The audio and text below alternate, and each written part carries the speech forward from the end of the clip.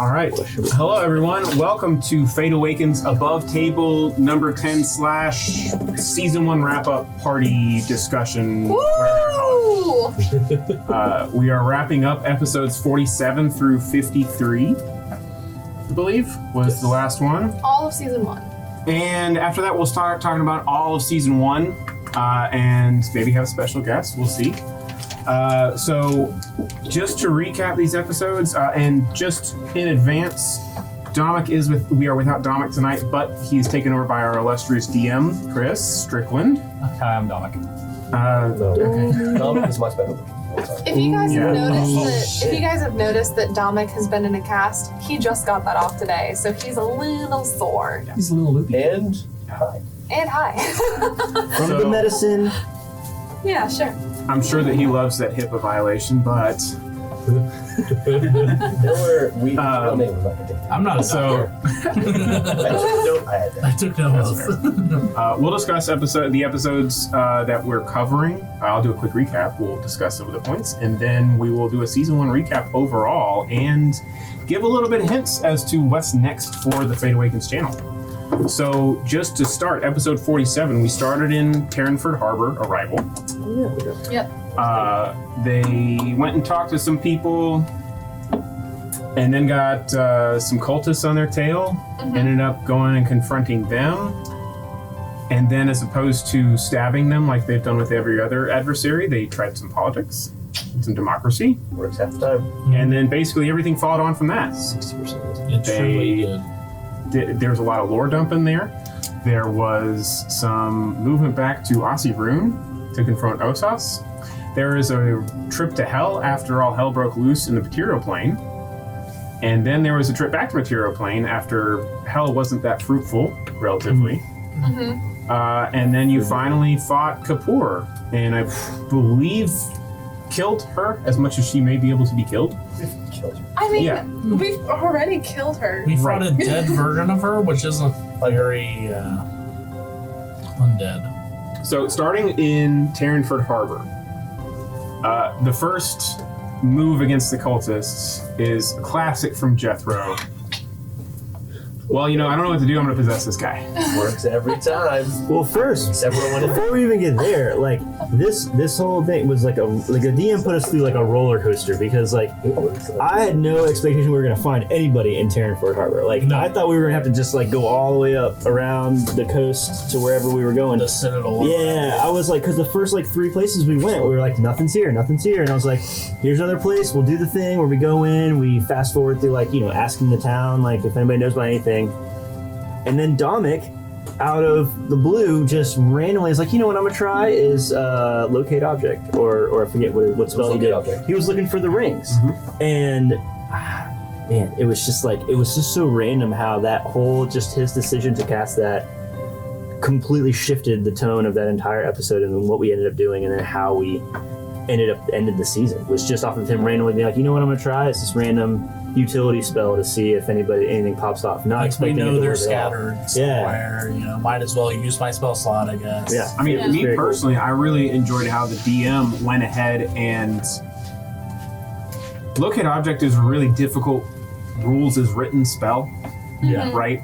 Because it's like, well, it's not exactly the same ring that you're talking about, but it's a ring in same style from the same maker or whatever. So, all right, I'll give it to you. And that led on a whole chase, basically, just on one interpretation of one spell. Yeah, it was So I very do exciting. appreciate when DMs do take that liberty Yeah. to go ahead with that, because that was a huge plot. Ended up as a huge plot point. Yeah, so and I'm sorry, I didn't mean to interrupt. Like for sure, Jethro doing what Jethro does was very cool, but I And couldn't. it actually worked. Yeah, and it that actually time. worked that time, which was cool. You passed out and possessed someone. Yeah. Generally, only one of those take place. Yeah, and then out of that, you basically get a giant lore dump from the cultists that had followed you around Yep. because they basically just wanted the ring that you had. When we traded them. Yeah. I mean, Yeah, after all this time on this part of the world, after taking that several month trip with the Ruby, and kind of just wandering through the desert, so to speak, and not really finding a lot, all of a sudden we figure out that how these cultists kind of operate, what their structure is, and what their Hierarchy. had their hierarchy is, and it was just like the floodgates open. You guys managed to get a lot of detail about how a cult works out of some cultists, which usually And doesn't. they were like low level. Well, and we're giving them power in return. I mean, that will definitely, I say definitely, most likely come back to bite us, right? Giving him the more powerful ring in exchange for a less powerful ring.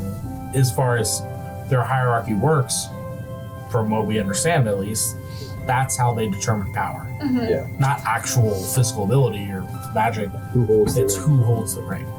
It's also really interesting to find out that none of the other two folks who we suspected being in the cult were part of their leadership structure at all. Yeah. Like Kapoor and Osas are just kind of like on the side. Well, Kapoor Yeah. held the ring that we have. She had the. Oh, that's true. She had No, the so she second was ring. part of it. Okay, She no, had that's the But the no more.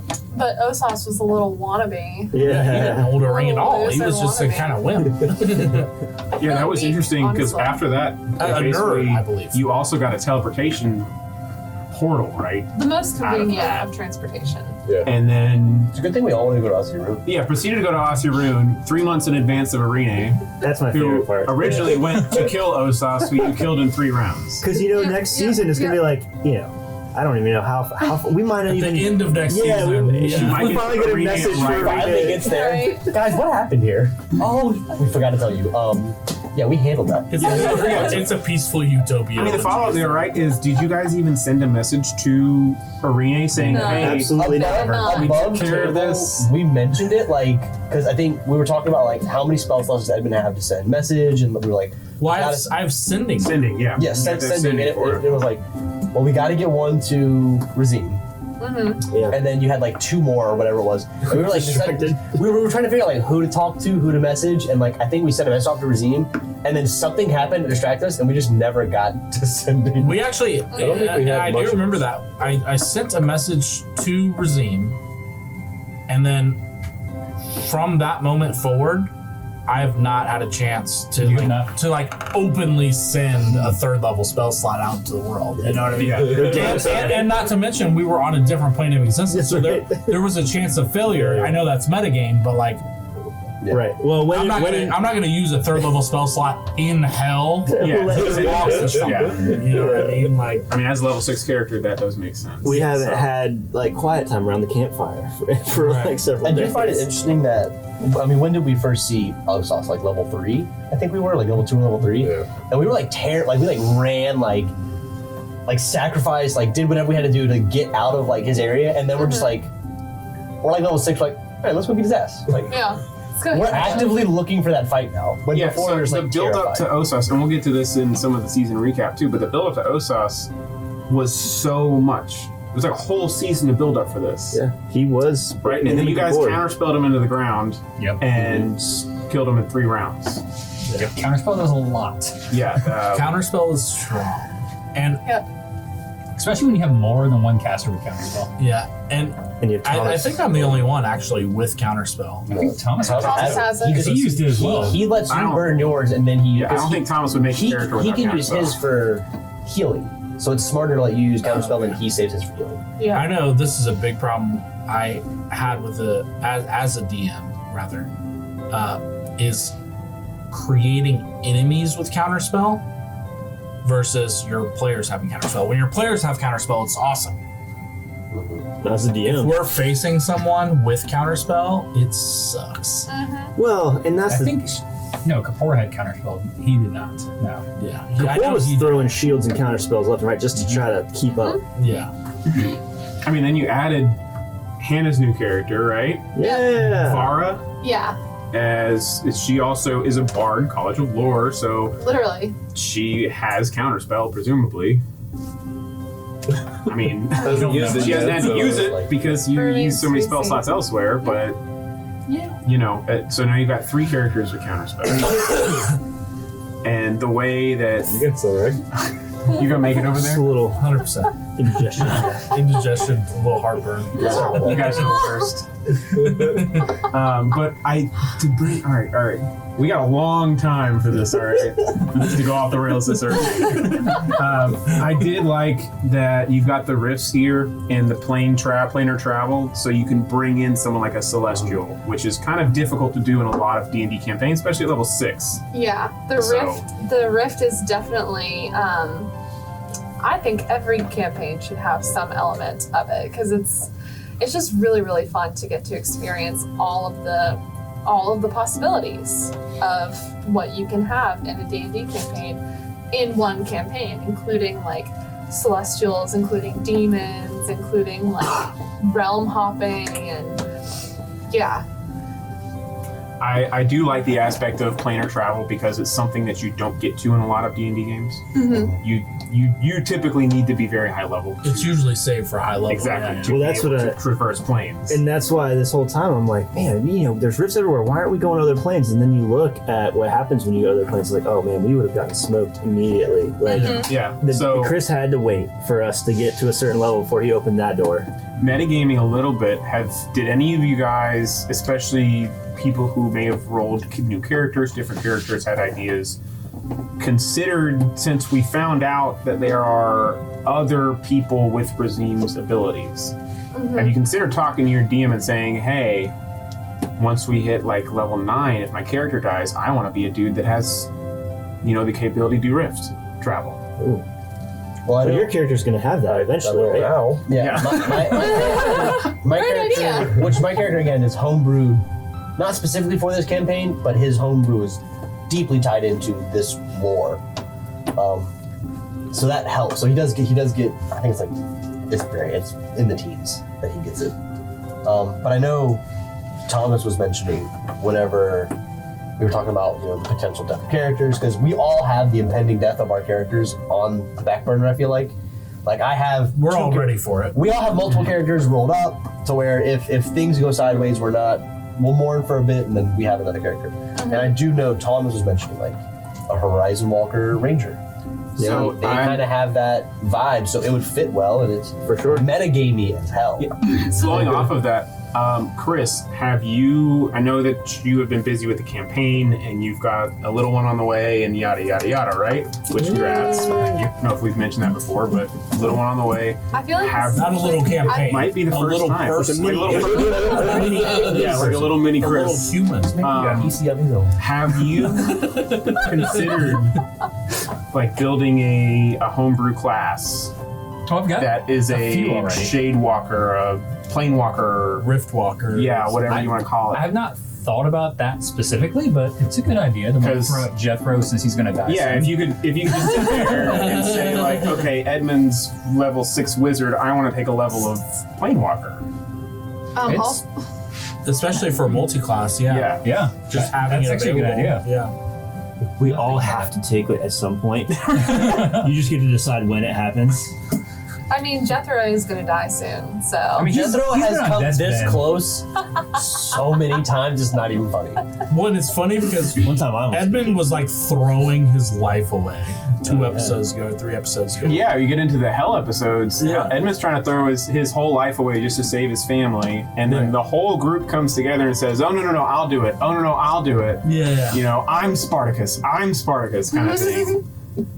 And we finally see Jethro might have shades of a good person in His there. first selfless act as a human being ever. Literally.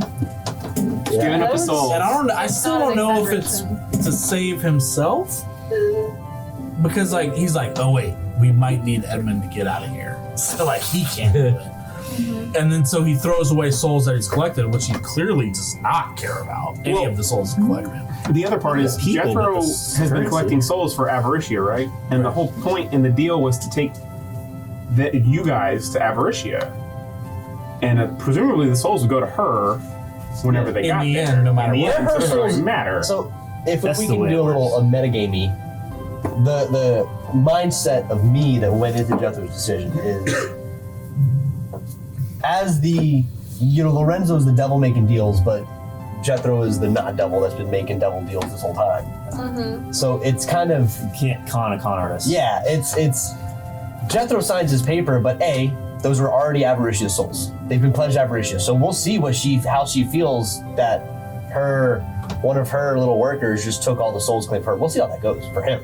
I mean, I don't think They were already hers. Yeah, they're already hers, so I don't think she's gonna one of her underlings. To that point, do you think that she could come back and say, okay, well, those are his souls now. You're back at square one. Which that's also an expected thing, but there's also the fact that you see Lorenzo over here, like obviously craving Edmund's soul. Like he's like, Edmund, give me your soul, give me your soul, give me your soul. Jethro's gonna be like, here, take these souls that I literally did little to no work for, and let's keep Edmund's soul for later. Some of those you did a pretty good amount of work for. Oh, just killing people, it's easy. Just killing people. Eldritch, Just chilling. Eldritch chilling. Blast, point blank range, automatic advantage. It's easy. Killing. It's like wounds on occasion, 60-10. It's easy work. It's like one round of action. I'm like 85 years of induced knowledge. So it's also like Jethro sees like, oh, Lorenzo, you're trying to make this scummy deal to take Edmund's soul. I know Edmund's soul's worth a lot. You know Edmund's soul's worth a lot. Edmund does not know his soul's worth a lot. So how about me and you do the talking, leave Edmund out of this? Well, and that's an interesting thought too for me as a character, kind of hearing that in the background. Edmund's character goes, I will give up my one soul, and he's like, no, I'll give up 60. 16. Or 16. You're not that well. You're not worth that much. 16. Oh, here. 16. All Still the souls. pretty interesting to hear, like, I'm offering you one, but I'm somehow worth more. Do you think know what I mean? that might like mess with Edmund's head a little bit to get into thinking about, okay, well, souls actually do in reality have weight? Yeah, and I think Edmund in general has Not in real world, by the way. Every soul's the same. That's But right. in D&D world. Sure. unless you don't believe in souls, then believe whatever you Whatever. I think in this world, Edmund is kind of growing grimmer and grimmer, and I try my best to subtly do it, or do it in a way that seems like it's not so dark. Like, hey, I'm giving up my soul for my family. Like, who wouldn't do that? Like, that doesn't seem dark. Like, it seems like anyone would do that.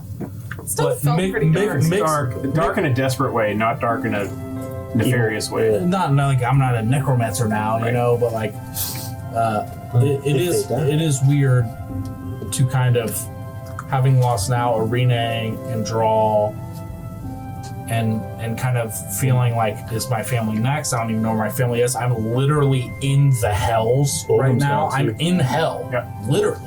I mean, that's why I'm going to watch season 2. I just want to see how many companions Edmund can lose. Right. Yeah. At the end of this campaign, it's going to be Edmund. And like we're all new Edmund's characters. all new characters. And then we win, and then I just commit No, suicide. Edmund is going to become a necromancer. Yeah. Literally just reanimate all the bones so he still has his family, and whoever's around him can do whatever the hell they want. Just I'm actually the final boss. dude, the whole time. It's Edmund. It was Edmund all with his along. army of previous companions.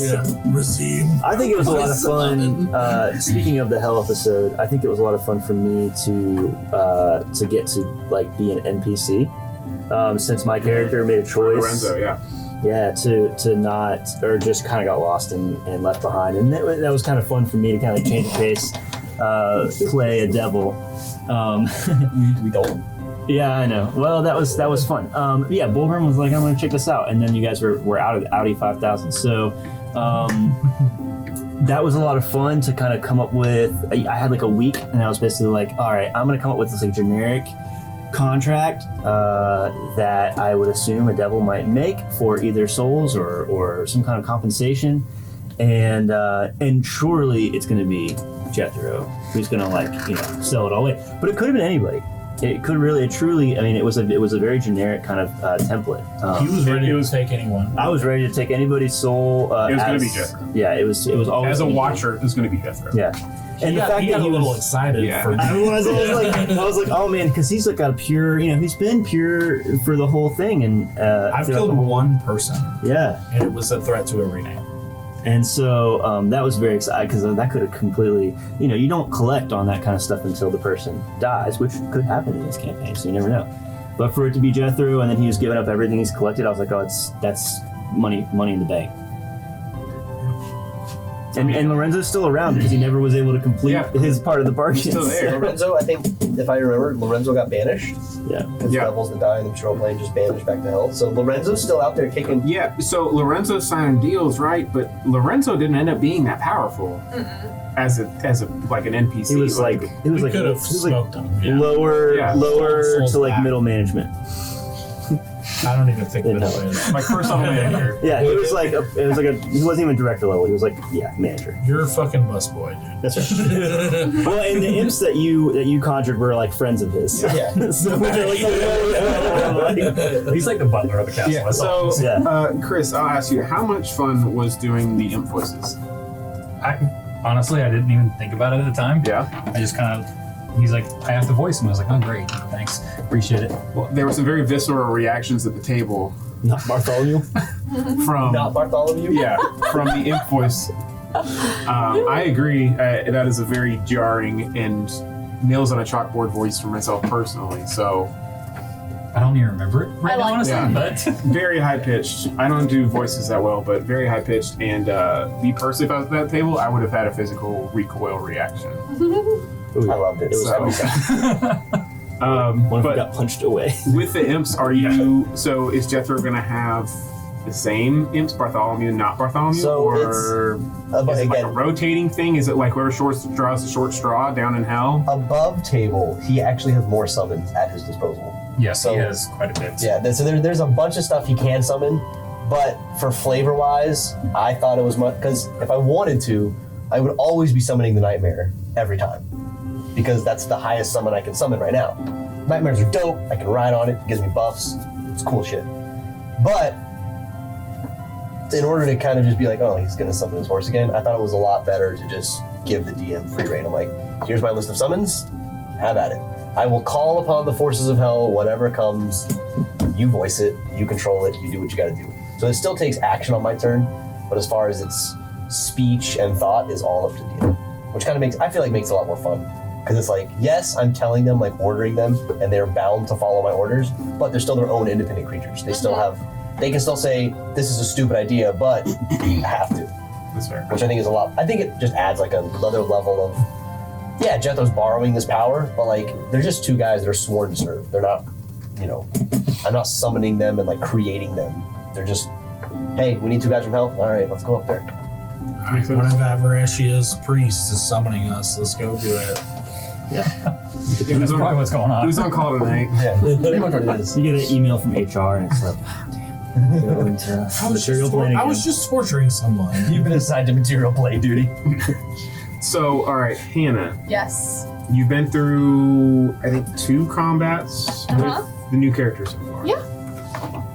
I know that Monk is a real weird class to play in combat. Mm-hmm. And if you're not doing very specific things, it can feel very punchless, Mm-hmm. you know? So how are you enjoying the Bard? Very much so. Bard is my favorite class to play.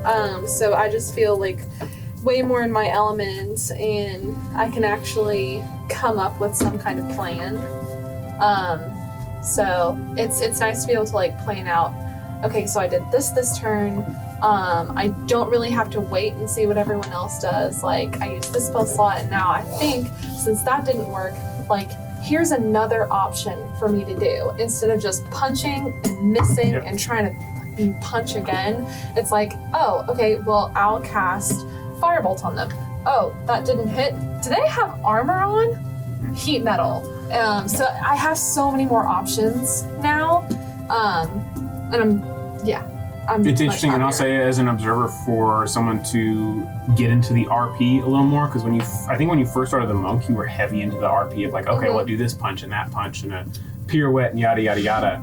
There's only so many ways you can say I punched somebody. Yeah. Right. you Yeah. know? But if you're gonna do like a lightning bolt or do bardic inspiration or Mhm. whatever, there's so many contextual things you can do with that. That's the same with Monk, but like if you're, I don't know, don't have as much experience with like actually punching people, Yeah. it's a little more difficult. But I am a little disappointed in our DM that he didn't make you do something like sing or you know play an instrument for I each of tried. the bardic inspirations. I mean, there's an he instrument right certainly behind tried. He certainly tried. Yeah, my music is of the prepared variety, not the not the inspirational spur of the moment variety. Yeah, I think that improv music might be one of the hardest mediums to do, period. Yeah. Yeah. So props to people that can do it, I guess. Yeah. But I don't blame I'm not one of them. Yeah, I don't blame the DM for not making that hard. You give me notes on a page, I got it. You Yeah. give me words to a song, I'm there. You're like, hey, come up with a song, and I'm like, oh what?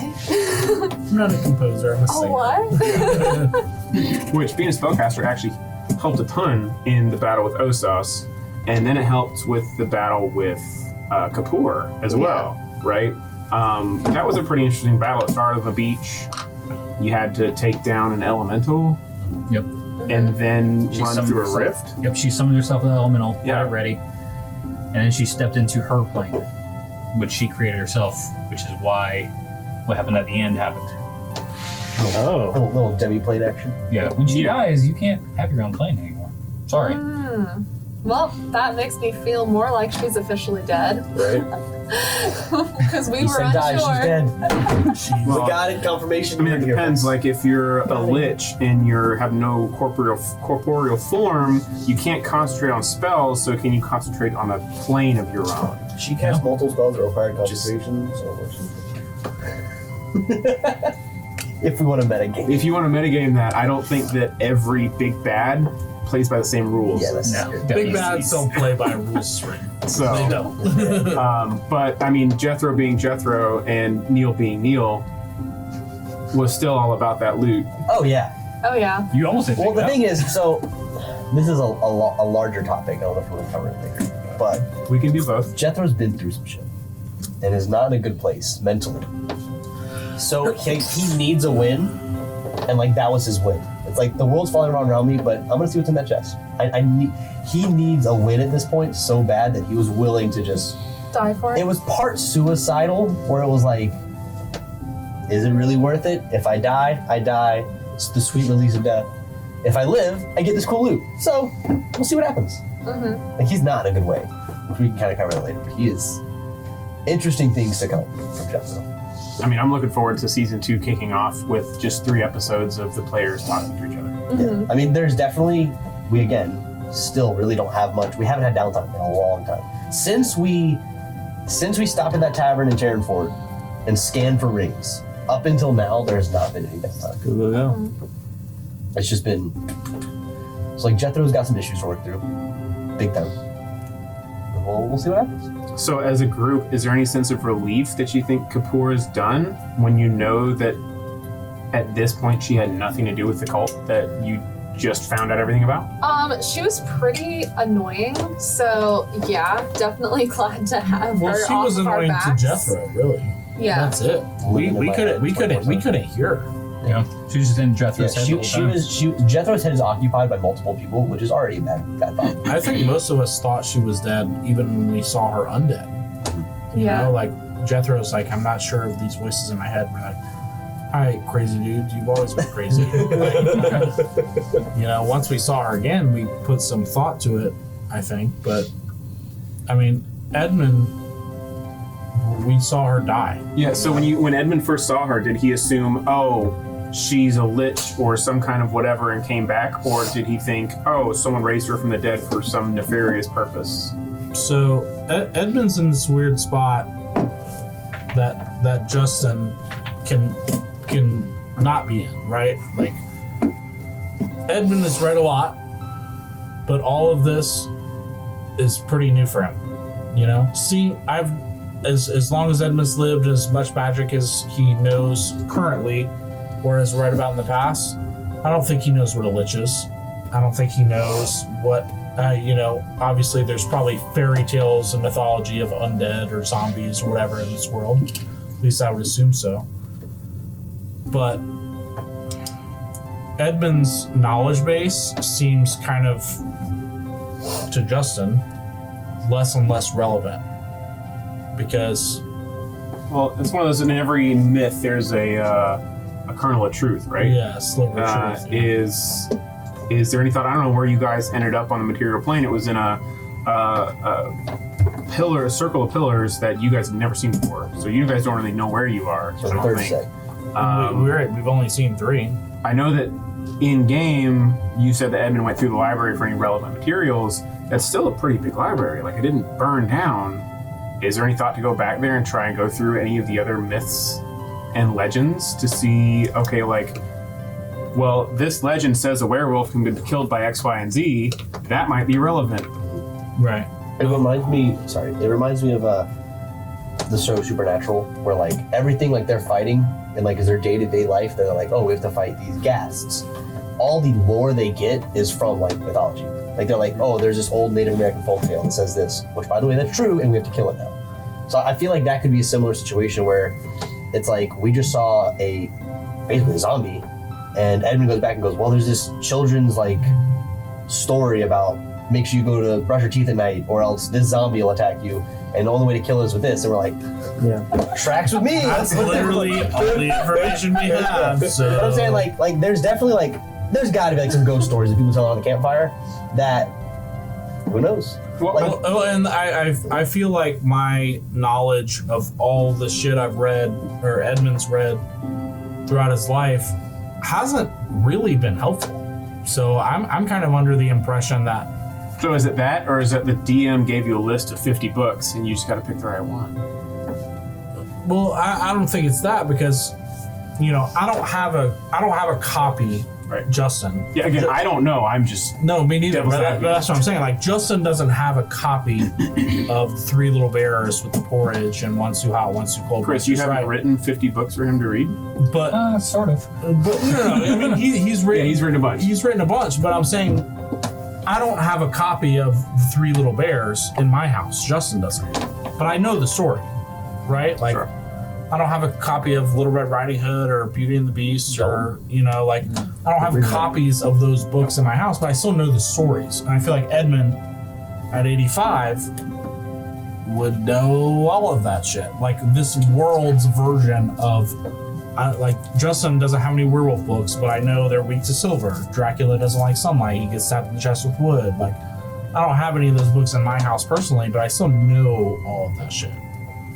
Guaranteed it's the internet age, not exactly the same as the world we're living in.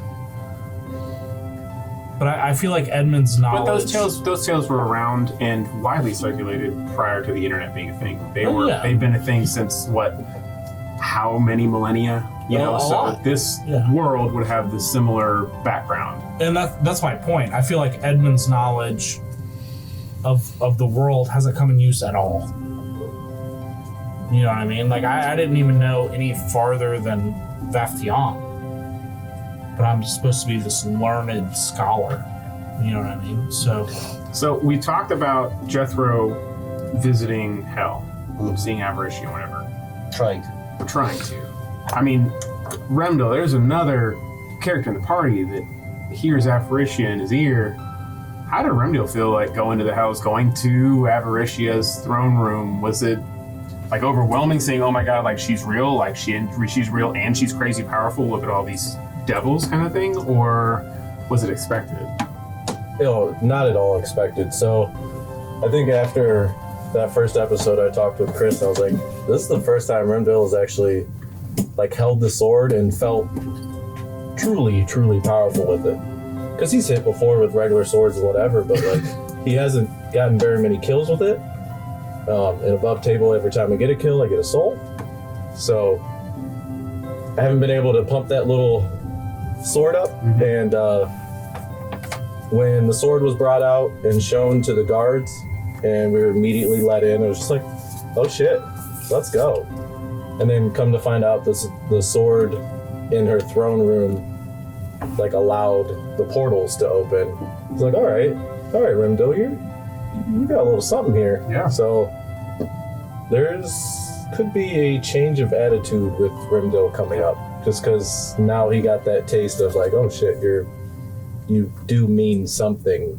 Yeah. So, Even though it is to something dark in the world, but I've liked Remdel's Yeah. growth into Yes. this darkness. Absolutely. I've actually really Yeah. loved that character part. So above table, is the sword does it become more and more sentient? Because I know that we pass a lot of notes across table and we don't always see whispers or anything that goes on. Does it get more sentient as it gains more souls, or is it just more powerful? Do the souls power Remdil's muscles? Like Gains you don't have to tell everything, but it gains a plethora of things. Like, okay. and there's tiers to it, and as I gain more things become available. It's like an unlock Yeah. once Yeah. you reach certain Huh. threshold. Yeah. I have a little mini game going Yeah, on. I'm interested. Interested to see that going into season 2, I guess. Yeah. But on that note, I think that we'll end the episode wrap up at least. We've talked a bunch about the end of the story, but I also want this to be a celebration because you guys have been doing this for a year now. It's been a year. I mean, it's literally a year of episodes. That's a lot of work. That's a lot of time. So right now, what I want to do, we don't have Dominic here, unfortunately, for our end of season kind of thing, and we are missing him. But I do want to bring on one special guest. He's been on the show before, Chris Santangelo. Go ahead, let's scoot you onto the table. If you guys remember, played Drawl, and has been a huge part of Fate Awakens in general for pretty much the entire time that it's been a thing. Stars blessings. Good to be back. Stars. Good. So, Fate Awakens, for those fans who are curious, are not going away for an entire long break. All right, there'll still be content on the channel. We are going to do a mini-series that's a prequel from the time before the Pillars. There'll be some high-level content, high-level characters, kind of something a little different than what we've done in the past with the channel.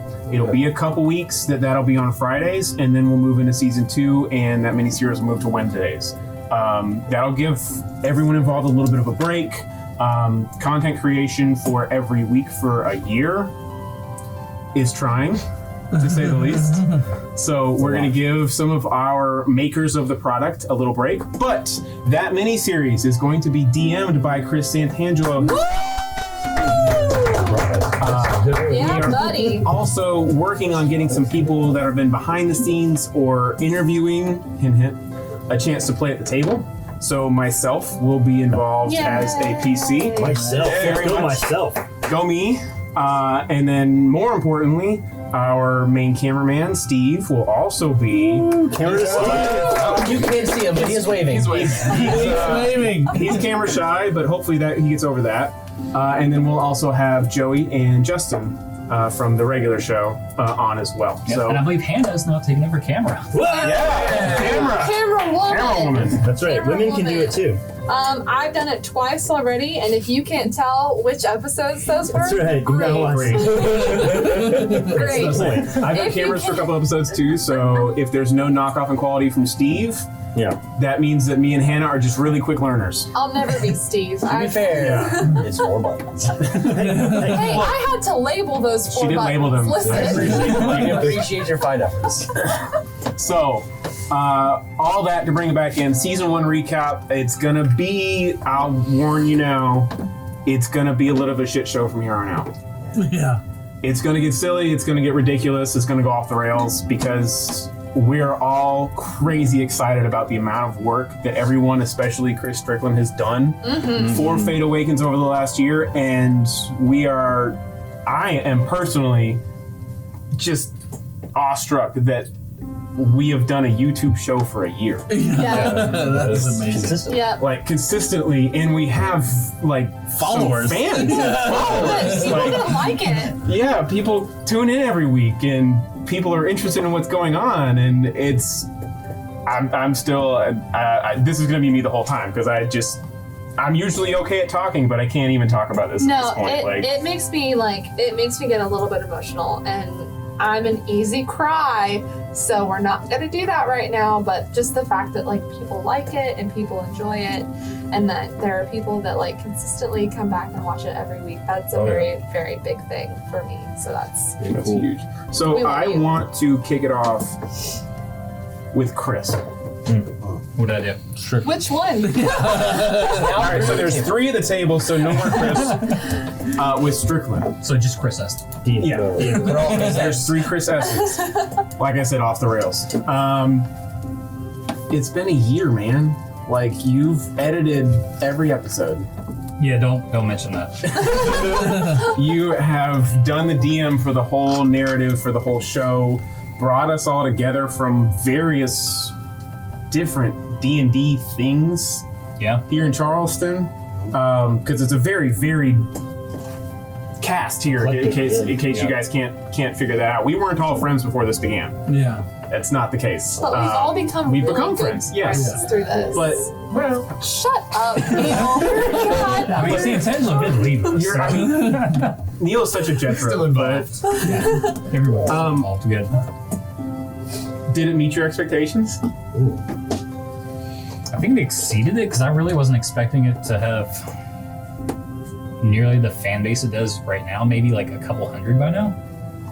Not A couple approaching 1,500. Yeah.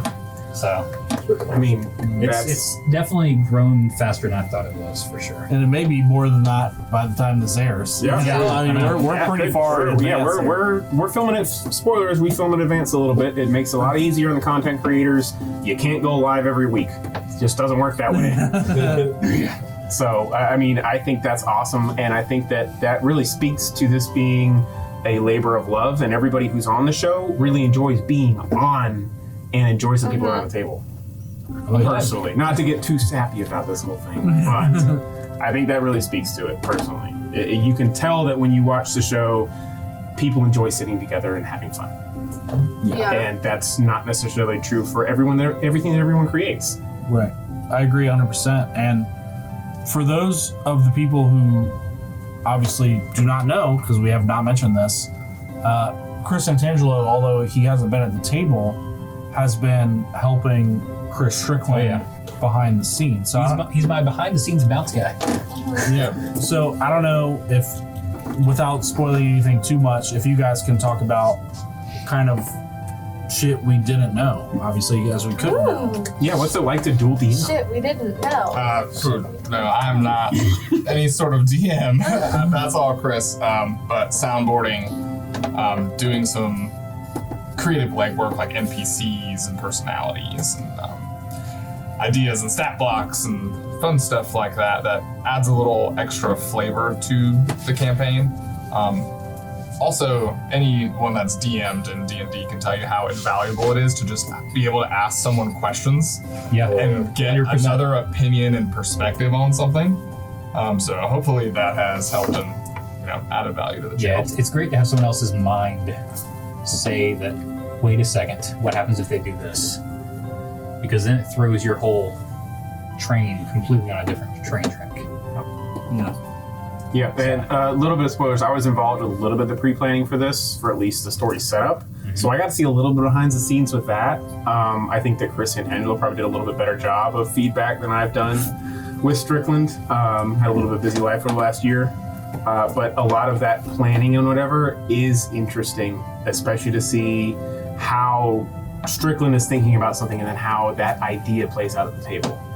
That was especially relevant for myself in the first 5 episodes, based on the things that he's talked about in our super secret chat.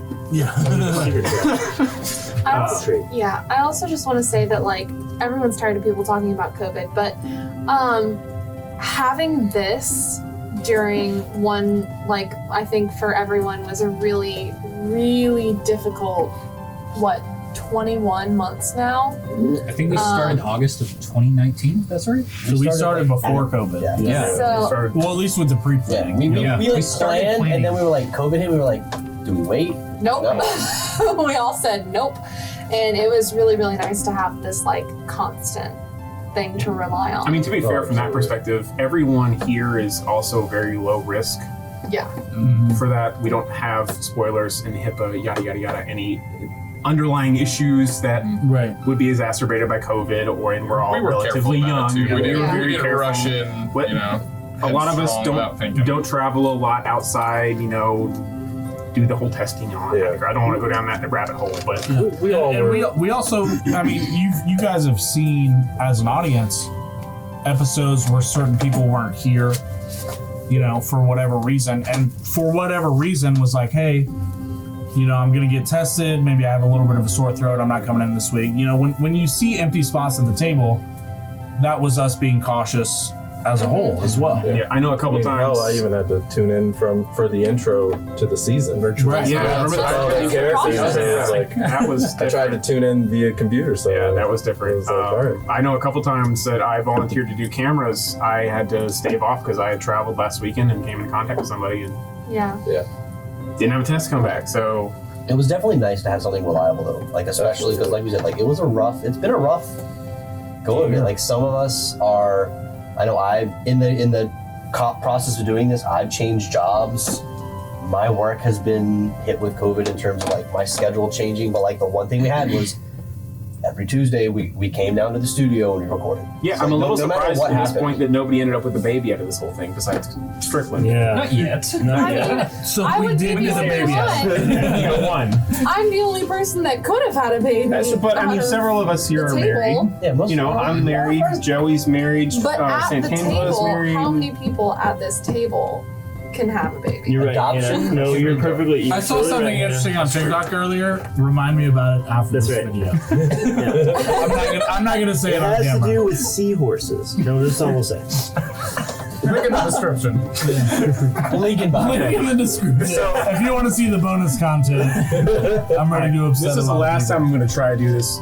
To get back on the Train just scenario quickly, yeah, just back on the rails a little bit. The one thing that came out of this 53 episodes for me was I, as a watcher, am still starved for lore.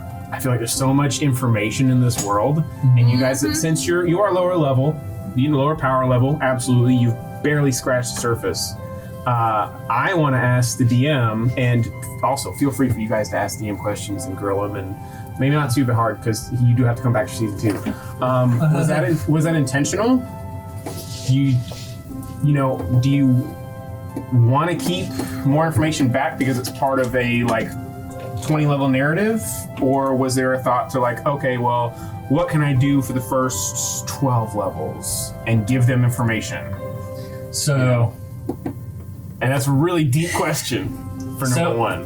I have a lot of the lore already done, but because of things that happened in the past, which Santangelo is going to be DMing, a lot of that lore is lost to the current generation of this world.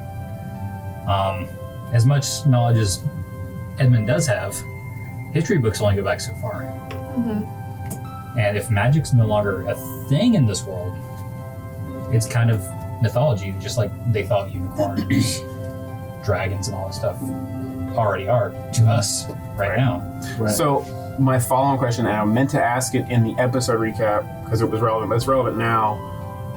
Will having a Celestial from the Celestial Plane who's a College of Lore bard play into that? Because I assume the Celestials' history books go back much further than the material. They do. So So for sure, they 100% Yeah. will have it, especially since I know two of our patron/godly followers, being Jethro and Dominic here, are already jealous that she's walking with her gods. yeah. That was also one thing that we talked about during the creation of my new character, Farah, was I was kind of thinking about, I want to bring in someone new, definitely from a different realm, but how can I make it someone that has a little bit to give each and every player? And we have talked about some things from my world that we both think all of these players would be interested in. So we've already been to one other plane. I know episode 1, all of the PCs seemed very interested in where she came from. Yeah. Specifically Jethro, Remdel, Dominic. Okay, well, you walk with gods, yada, yada, yada. But, like, I also feel like Edmund's like, okay, you're a College of Lore? Where is this college and can I get there? Yeah. Edmund's definitely interested in obviously obtaining more knowledge. Metagame wise, he has keen mind. Like he's very sharp since his introduction of magic, and that's one part of magic that we don't talk about too much is yes, we have spells and stuff like that, but the feats in the 5e like handbook are actually magic to our characters. So like, holy shit, how do I remember with perfect recall something that happened 30 days ago? Like how it, like that's not a spell slot, that's not a cantrip, like the fact that I can do that now is not something he had before. You know what I As an mean? 85-year-old man. Sure. As an 85-year-old man, perfect recall for 30 days ago. Literally perfect. You know what I mean? Map, text, anything, word for word. Like, I think that's something that's super cool about this campaign. It's like, if magic is kind of how it is in our real world, impossible, even something as simple as keen mind in D&D would be a revel to any of us in real life. So, you know what I mean? and I feel like I harp on Edmund a lot with a lot of my questions, but I'm very interested because he is so connected to everyone, and he seems to be a really good soul. But Edmund as a connected soul, and going back to the possibility of a homebrew character, a homebrew class for rift walking, right, or whatever we want to call it. I'm just making more work for Chris here, all right? So I feel like Edmund would be crazy interested in that after finding out that there are more regimes, basically, right? To find and help draw, right? Yeah. So Edmund, as studied as he is, and in a world without magic, you see me kind of adapt as viewers. You know, there's a couple spells in the spell book that are called Mordekaisens or Snillix, or, you know, Snillix Snow. I adapted into, you know, using kind of earthbending bricks, you know what I mean? Like, and I'm like, Edmund's fireball, Edmund's this, Edmund's that, you know, like it's cool to like kind of have a character that can write the magic themselves. Especially with this Awakened Spellbook thing, the Order of the Scribe, which is a newer class, but it kind of allows you to rewrite the damage of a spell based off something else you already have, which I thought was going to be appropriate for a world without magic because I can kind of recreate it. Now, as far as what you're saying with the Riftwalker thing, if I can see...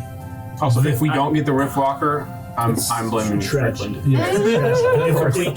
If I see I'll take a level. if I see other people performing spells taken with my keen mind, am I able, and I am able, you know, metagame wise, to write down scrolls and write down spells? Like I have magical ink with my awakened quill and all that sort of So shit. I am interested to see for those kind of spells, they're not, the rift stuff isn't really rote D&D. So Right. to that point, you get your keen mind, right? But you can think about, okay, here's the verbal somatic material, whatever that happened. that with I've it. seen him I've do. seen somebody do it, like Razim or whoever.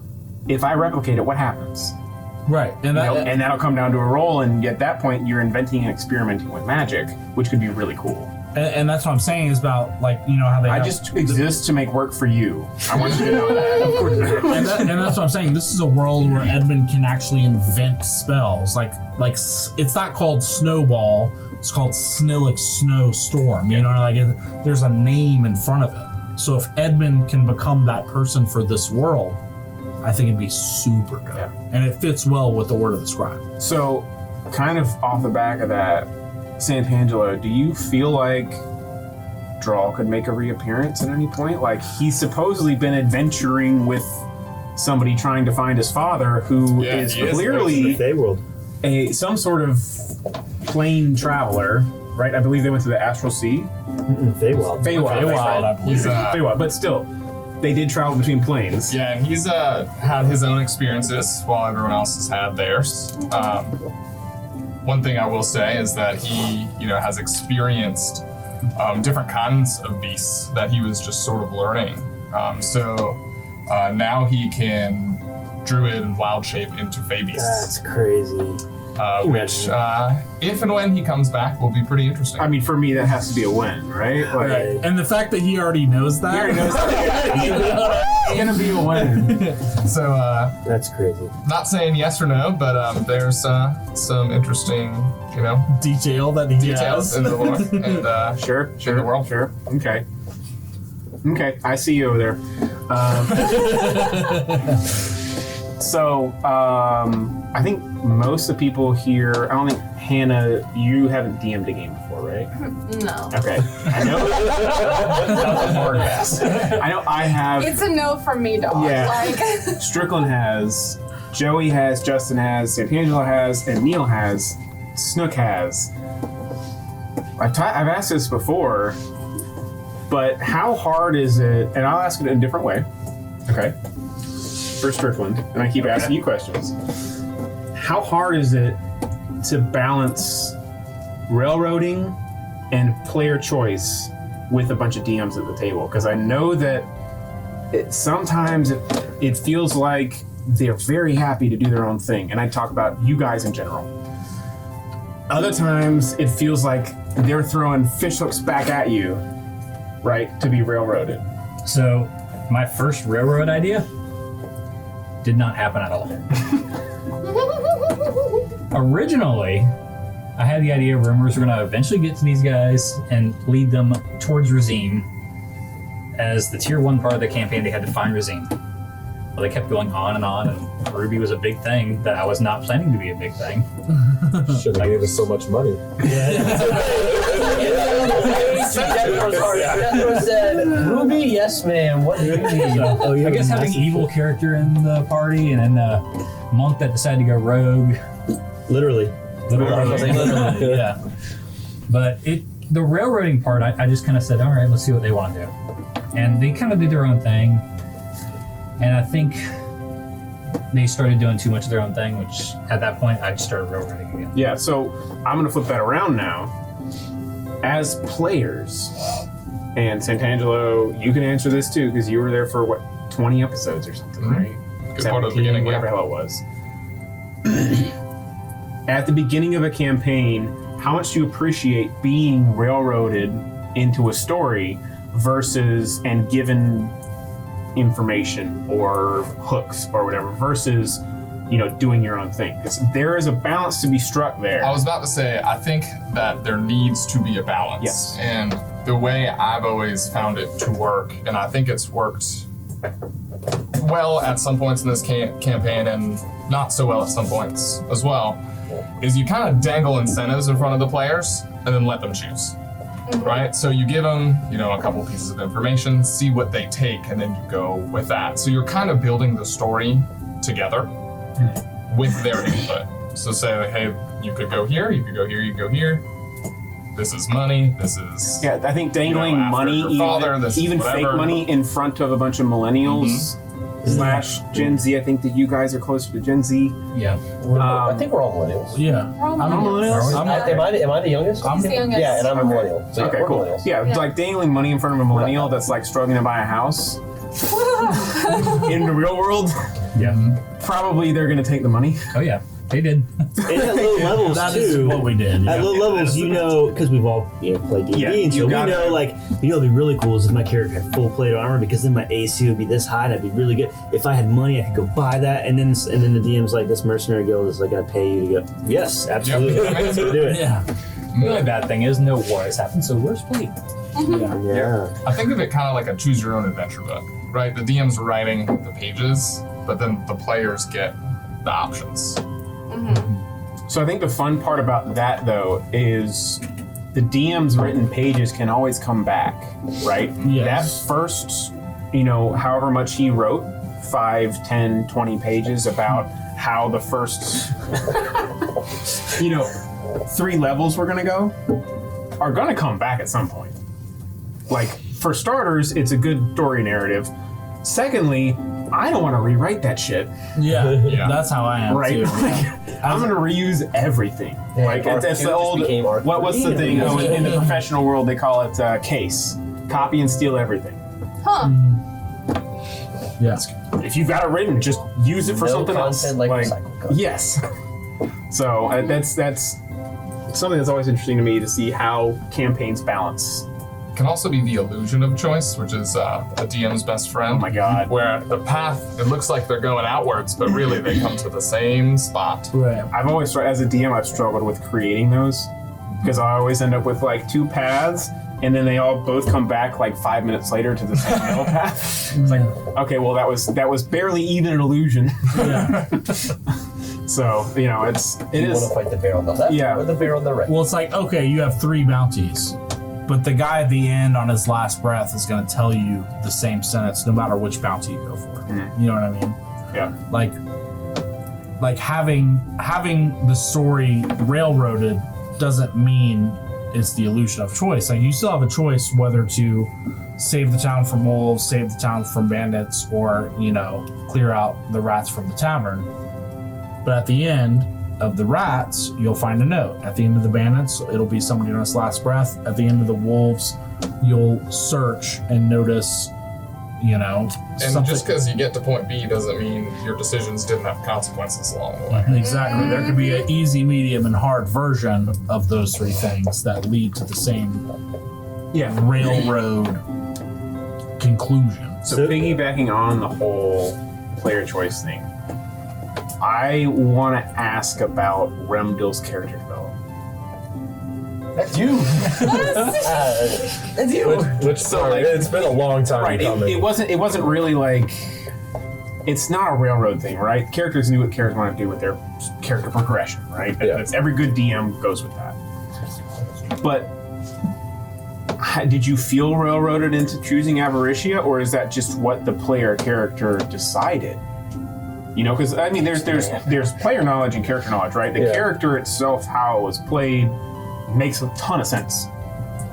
All right, so above table, before all this got started, and even in negative sessions, I talked with Chris and Dominic and Neil, Thomas, and We're not saying Thomas at all. We're saying Thomas. It's not here.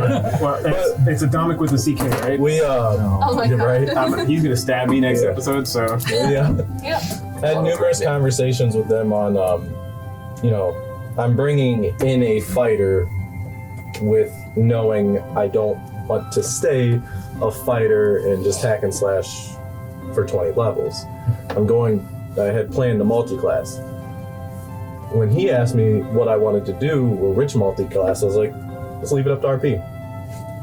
Is Dominic gonna push, or is Jethro gonna push?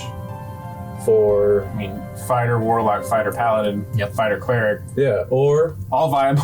Fighter fade. Or fighter. or Yeah, with, fighter druid. with the druid part, like if Draw would have stayed along, Remdil very much wants to be in front protecting who he cares about. And he cares about those to his left and right. That's kind of what he learned growing up with being in the guards and whatever. And then fighting, he's kind of been alone. And then fighting with Draw, he was just like, holy shit, this is amazing. Someone's got my back. He ripped someone's guts out. Like, this is great. Yeah, we had some good times in the arena. We And really then, bonded. Yeah. And then Flying sand shoes. so Jethro's been there, Dominic's been there. It's just like, all right. And I keep seeing more and more come out of Jethro. And just kind of just like calls out and just gets it. And I was like, you know what? Screw it. Jethro, let's talk. I don't think he knew it was coming. And I was like, all right, let's talk to your goddess. I need to talk to her. Or what do I need to do? And I'll let you guys. If Dominic or if Drawl or if Edmund had been more effusive about their abilities, would that have adjusted Remdil's maybe. choice? Absolutely. Yeah, I don't think I would have been able to convince him to study books. that's fair. But, all right, Hannah. Yeah, Edmund So- would have been like, I really think the timing of it, because Jethro was kind of all out all the time, but it seriously wasn't until after you had already chosen to be a warlock that Dominic started dominating. Like, Battlefield. we really started dominating the battlefield. Do you think that if you had seen that sooner? oh, absolutely. Oh man! I think I think for Remdil it was like, who's gonna show the most on the battlefield? And I think And Drawl would have been your first choice had he stayed around. Absolutely. yeah. Imagine you're going and fighting with 2 swords, and then you just morph into a bear. Yeah. You know, like that's fucking tight. You know what would go cool with that sword? A bear claw. Or Shaleda sword into Yeah, Shillelagh sword. And if you haven't noticed, Rimdil, even the stuff that he's gained from Avaricia is to become a tank. Like, oh shit, did Rimdil just cast shield? Yeah, he did. So for a round, he's gonna have a 24 AC or a 25 AC. I forget what it is, but and then like calling out his battle maneuvers. Since I went that archetype with the fighter, like if I feel like I'm not going to be a good hit here, hey Bulgrim, you get this attack. Yeah. I give it to you. Or you goad them into attack. Or like, hey, you know, you can only hit me or you disadvantage everybody else. So, no spoilers if you don't want to give them. But is there any thought to more RP multiclassing for Remdil in the future? into another class? Yeah. Into a third? Level 1 warlock. How level 1 convoluted could cleric. Rendo get? I mean, So Can you just- me as a D&D player, I very much enjoy the min-max of D&D. How much damage could I put in out and round? So if I were to go a third class, which has crossed my mind, and I have that character drawn out. if not only cross. and spoilers, I may or may not have done a triple multi-class for my high-level character for the miniseries, but yeah, How many parts So- Rift Walker is it? that's 0 till it was mentioned today. But no, it's Rendell. I have left with endless possibilities just because a fighter is a fighter, and I can hack and slash all day, but no one truly wants to watch that. So throwing in spells and no one's seen my other ones yet. I mean, battlefield control is valuable. Yeah. You can just do battlefield control effectively and do other things.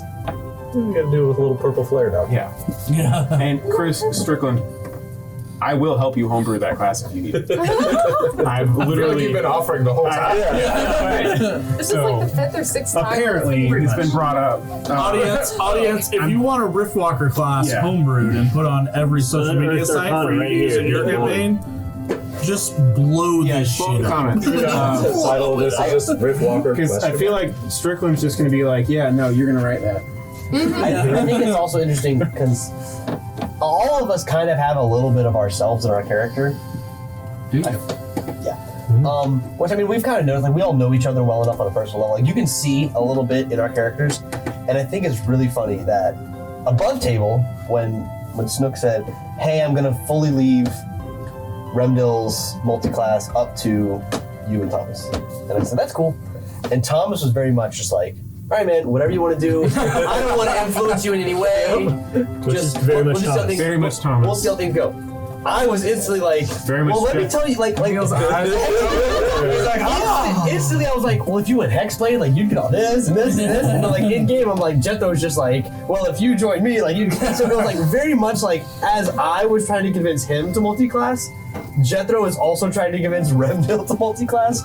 So it was like, so if his character dies, you have to force him to not play a charisma-based character. Ooh. I think we already discussed that slightly. it's been actually heavily discussed. Wow. Who's coming up next? We'll see what happens. Because we thought you were going to die like 5 times. Yeah. Literally, you've There's been been so rolling many- death saves more than anyone There's else. been so many brushes with death. I have multiple backup characters written. We'll just see which one clicks. Thematically. Okay. I mean, you have more death saves on your belt than everyone combined right now, I believe. It's good time. Still kicking though. Your definitely good time and mine is very different.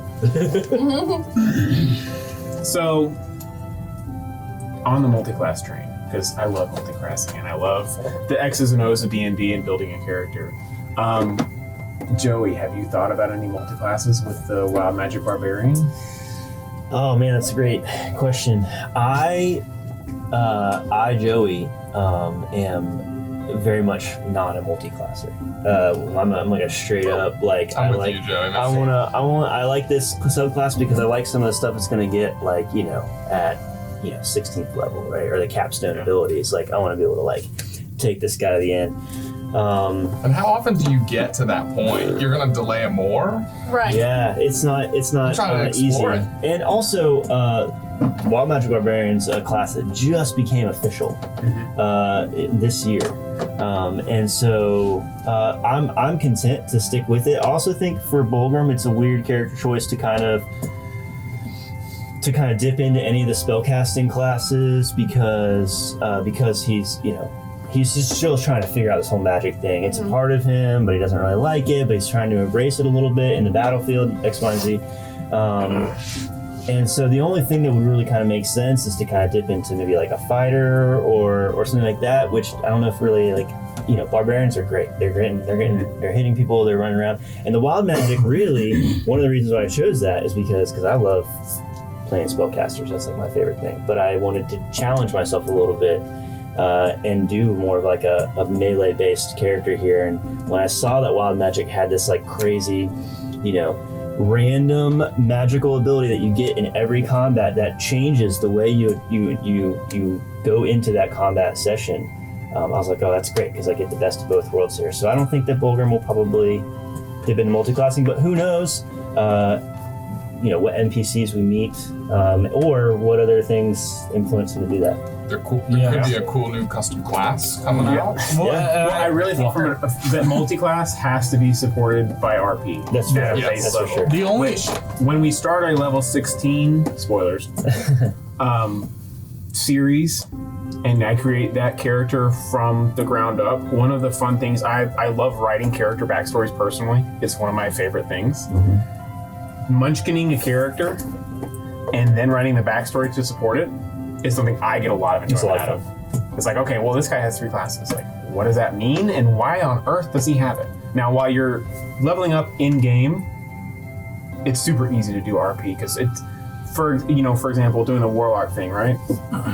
Super easy RP wise to justify. It just is, right? And if anybody else here for their main campaign characters multi-class, you can easily justify it by experiences, by influences, yada yada yada. So I think that RP multiclass is the only way to multiclass. And I'll also say, and I'm not against multiclassing. I just personally don't do it very often, and that's because in my experience, you almost get to multiclass when you choose your subclass. So if you start like a level 1 character, you're not really doing a whole lot in terms of like special abilities, and then if you're playing from like level 1, you have several sessions before you hit that 3rd level or whatever where you decide what kind of rogue you're going to be in or what kind of barbarian. So that is the fun part of like seeing what's led up to that choice that you have to make in game. It's already baked into the way it works. So if you're starting a game with a higher level character, then you kind of do that anyway. Right. When you choose your subclass, and then you get on top of that your multiclass, and on top of that what feats you may have gotten along the way and all of that. That's what's been fun about Bulgrim too. Like, we did get a chance to take a feat. We've leveled up enough where that happens. Now all of a sudden the book has opened up for like what would Bulgrim want, and all of our characters kind of got to do that. Yeah. Would I be tough? Would I be lucky? Would I take this or that? And that was really fun. Mage Slayer, I took Mage which is Slayer. great because you hate fucking magic. Yeah. Makes Right. sense. So that I almost feel like I did kind of get to experience some of that. Yeah. Well, as much as I wish it was, this is not a show about the X's and O's of D&D You sure? Yeah. at a base level. It could be. It could be. We could make a great show out of that, or maybe a podcast. That's the but next step. That is the next step. Another podcast, add-on podcast. Pretty much that's how it goes. Like, you're Yeah. supposed to have a YouTube channel, and then Exactly. once you use some podcast, and then eventually get picked up by a network. Yeah. As much as we can talk about that offline. So the TV show. Right. Yeah. In terms of season 1, there's 53 episodes out there right now. I really want us to have a conversation and go around the table, Thanksgiving style, Yes. and talk about what your favorite thing about season 1 was. Oh. Pick one thing, No, don't start over first. and I'm gonna start. We'll have to roll with, to see. okay, I will be nice to everybody at the table. I'm I will start with the person with the least amount of experience in season 1. That's me. Yeah. Who's Mark? My favorite thing that happened, or about it, or any of it. Any of it, any aspect. Great question. I think my favorite part. Y'all ever notice when people say "great question," it means that they need time to They're think? stalling a little bit. I wasn't. Yeah, I guess I was. There was just a couple of different situations playing through my head. One, the scene when we were at the governor, whoever it was, house, and we just got magic, and we were like, why are we scared of this guy? We can do stuff. And like vines came up around him when he was sitting in that chair, and we just went the little murder hobo for the first time. I just found that very fun and thematic and cool. And then, learning a wild shape and just leaving the wild shapes to chance and turning into a pig and a snake and a horse and just kind of anything that could happen.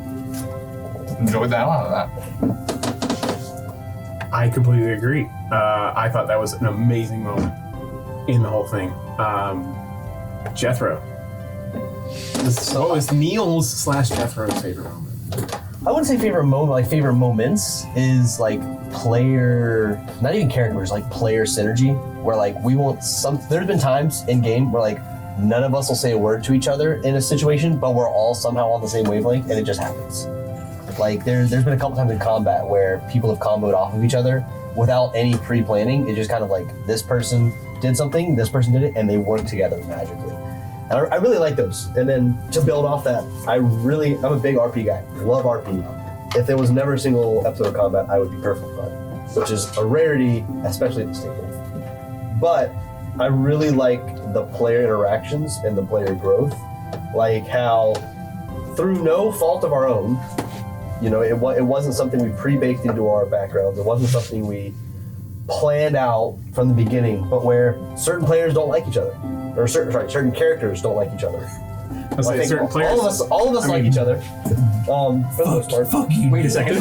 Earlier, you just said your character is like you. Yeah. I feel like Thomas may not like you a whole lot. So, which is interesting because again, this is a little something above table.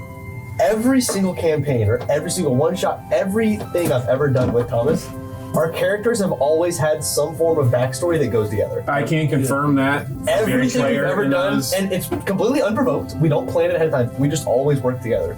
It's very interesting. But anyway, I digress. There's times where like our characters like haven't liked each other, or there's times where our characters have really liked each other and like gotten along. And it's not anything we did as players to like we didn't meet together and be like, hey, by the way, I'm writing up this character. I really want them to be friends with your character. Or, hey, I'm writing up this character. I don't want them to like your character. Or, like, I don't want to like your character. None of that happened. It was just organically, as things happened, we started certain characters like certain characters more, certain characters hated certain characters. I like that. I like how organically we created a story and it took a life of its own that we could not control, really. I think that's my favorite part about D&D is that it's a collective storytelling apparatus, right? It's not, the rules aren't the most important thing. Yeah, combat's super fun, right? And I get that, but the crucial aspect of it for me is the collective storytelling. And the DM's really just there, and I say just, to cradle the story along. And that's a lot harder than it sounds when you put it out. Yeah, right. You're like, oh, it's so easy. Yeah. You cradle the story as you would a newborn baby. Yeah, support the neck. She will be doing. I think a lot of people don't understand that concept too. They think the DM just controls everything. Like, why even have players? Exactly. A lot of people think That's that not, it's... couldn't be further from the truth. Yeah, a lot of people think it's the DM versus the players. It's not. And there are times where you can run one-shots or something like that, right? And do like a horde mode or whatever. And all right, we're all friends here. All right, I'm gonna run, a one-shot, and y'all are gonna be level 10 characters and gonna face this big bad guy, and he's gonna do his best to do a TPK. And you guys gotta figure it out. Yeah, there's a spot for that. In a persistent campaign where you spend at a minimum 53 hours of playtime, Much more than that. it's much more than that, right? But roundabout per character, that's not how that works. So I totally get that. I love that is my favorite part about D&D. Let's. All right, Hannah. No, I really didn't. Okay, so You've had time to think, and you've had time to think, and you have two haven't. characters. I know that's why it's harder for me. I want to change my favorite part to when I read it. Wow. Wow. So yeah, I think I'm talking about Reading's players still not out like there. each other.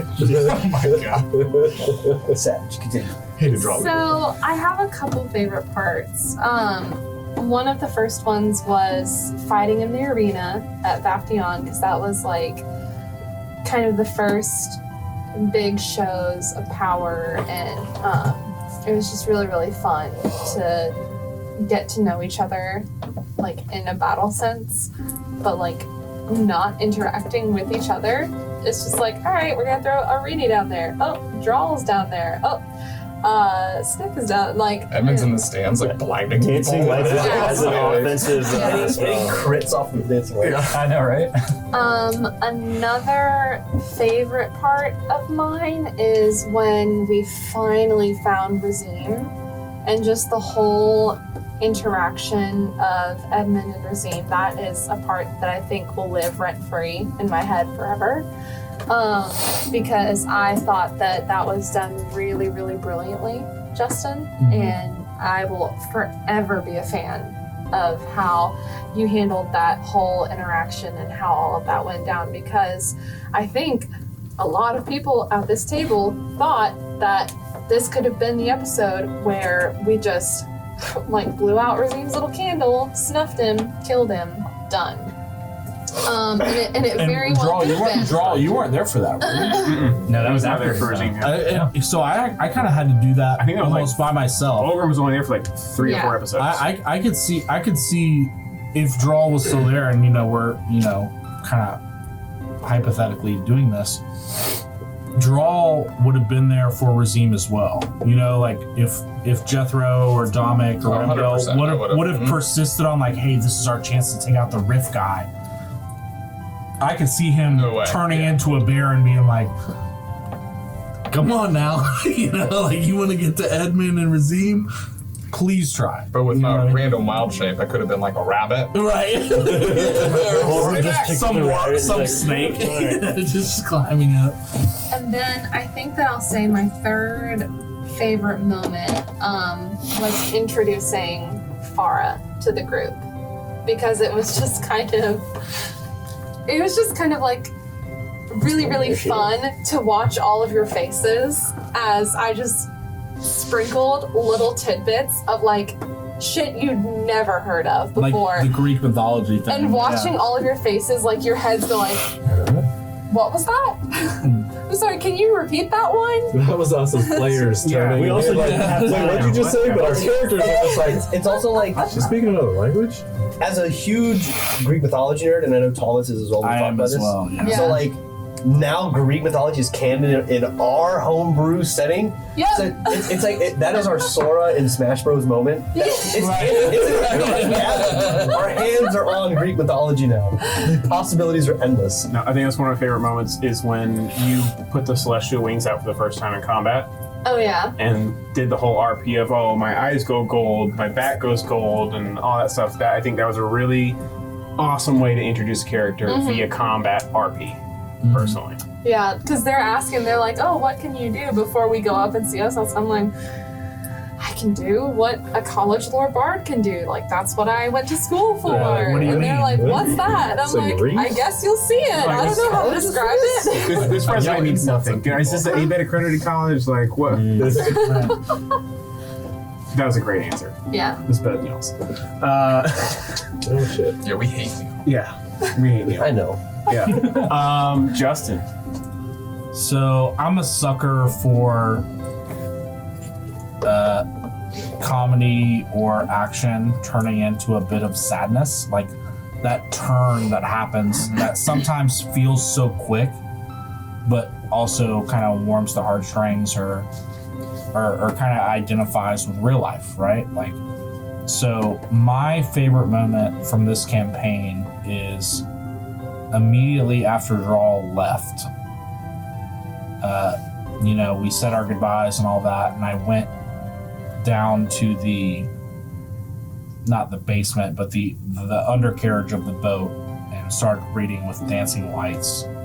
And Dominic came down as a show of support, but did not say a word. All he did was sit next to me, open up his book or his Bible, and started reading as well. Like literally just being a physical presence to someone who's hurting, and not prying, not pressing, not trying to comfort, like just being the physical presence. Like, hey, I know you feel alone, but you're not alone. There was so much subtext as far as there was no speaking RP to it. but there was so much subtext of what his intention was.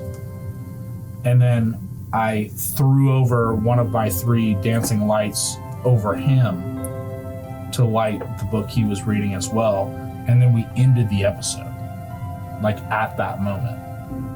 That was definitely my favorite part of season 1. I thought that was like beautiful and very realistic. Like in a world of magic, yes, throwing the dancing light happened, but in the real life, just having a presence of someone comforting you from something that's been very difficult, and not having to speak, not having to RP it out loud. Well, and I'll tell you from personal experience, a lot of my role-playing games have gone into something like, okay, here's the behavior I'd like to exhibit in my personal life, right? That is certainly one that I haven't ever exhibited myself, but have had friends do for me, and it's made the world of difference in those moments, right?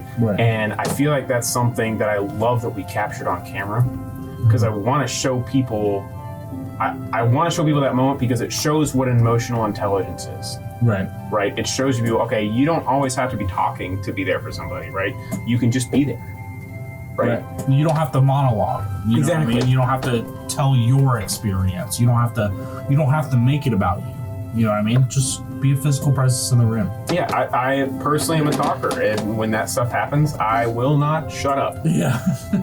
I know personally, I know this is a trait of mine, and I love RPGs because, exactly what I said earlier, it allows me to exhibit behaviors I want to see in myself and role play that out in a safe space. Right. And that got really deep, but I think that's a really awesome aspect of RPGs is that it allows you that space, that safe space to explore that kind of emotional intelligence. And that's not the kind of thing you get from a typical YouTube show. No. But I love that this is that game. Mm-hmm. Yeah. And that was my favorite part. That's been my favorite part since it happened. Even translating into real life too, like Justin knew I was taking a step back from playing to help Chris and Wright, and like Justin and I have known each other for almost 10 years. Right. So like in game, far longer than anyone like, at the table, I think. In game, I was, Edmund's, adopted son almost. Right. We worked together every single day, and he was my mentor. So not only was, Draw leaving in the game, I was also leaving in real life, in a sense. So the whole moment was powerful, I guess is the word. Yeah. It's also kind of cool because I know you guys, and it's almost like Draw's relationship to Edmund is reversed of what we are in real life. To Chris is. Yeah. So it's very cool to watch that. Yeah. And I don't know if we did that on purpose or not, but like I don't think so, but it worked out well. Yeah. It's funny how those things work. That wasn't on purpose, but I don't think there's another way it could have gone. Mm-hmm. Right. You know what I mean? Like, and I wanted Edmund to be upset, but not violently upset or loudly upset. I don't feel like that's how an old person gets upset. You know what I mean? Like, just thinking in my head, I'm like, if an old person, 85 years old in a medieval time gets upset, they're gonna shut themselves out. You know what I mean? They're not gonna go take it out on these people we just met.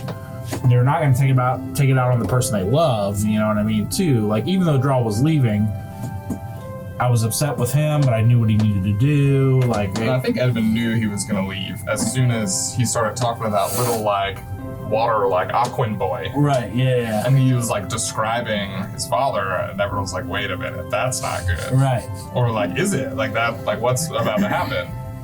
Like, so for one person. Apparently, versus I'm an 85-year-old medieval man. Yeah. Bottle it up. I'm learning a lot about myself. I think because Edmund owns an orphanage, so he has a bunch of children. He has a family, so as the head of, not only the head of the household, but the head of the city, when things get tough, it's generally expected you're the one that doesn't break down. Mm-hmm. So that's a great point. Edmund has the experience that I'm sure a lot of us have, as far as when things get bad, you feel like I can't be breaking down right now. I need to be there for people. And so Edmund has kind of been that for the party. There's been a lot of times in the party where bad things have happened, and we've kind of gone off the deep end. There was a point where Jethro literally just spent 2 episodes just drinking and not caring about what was going on.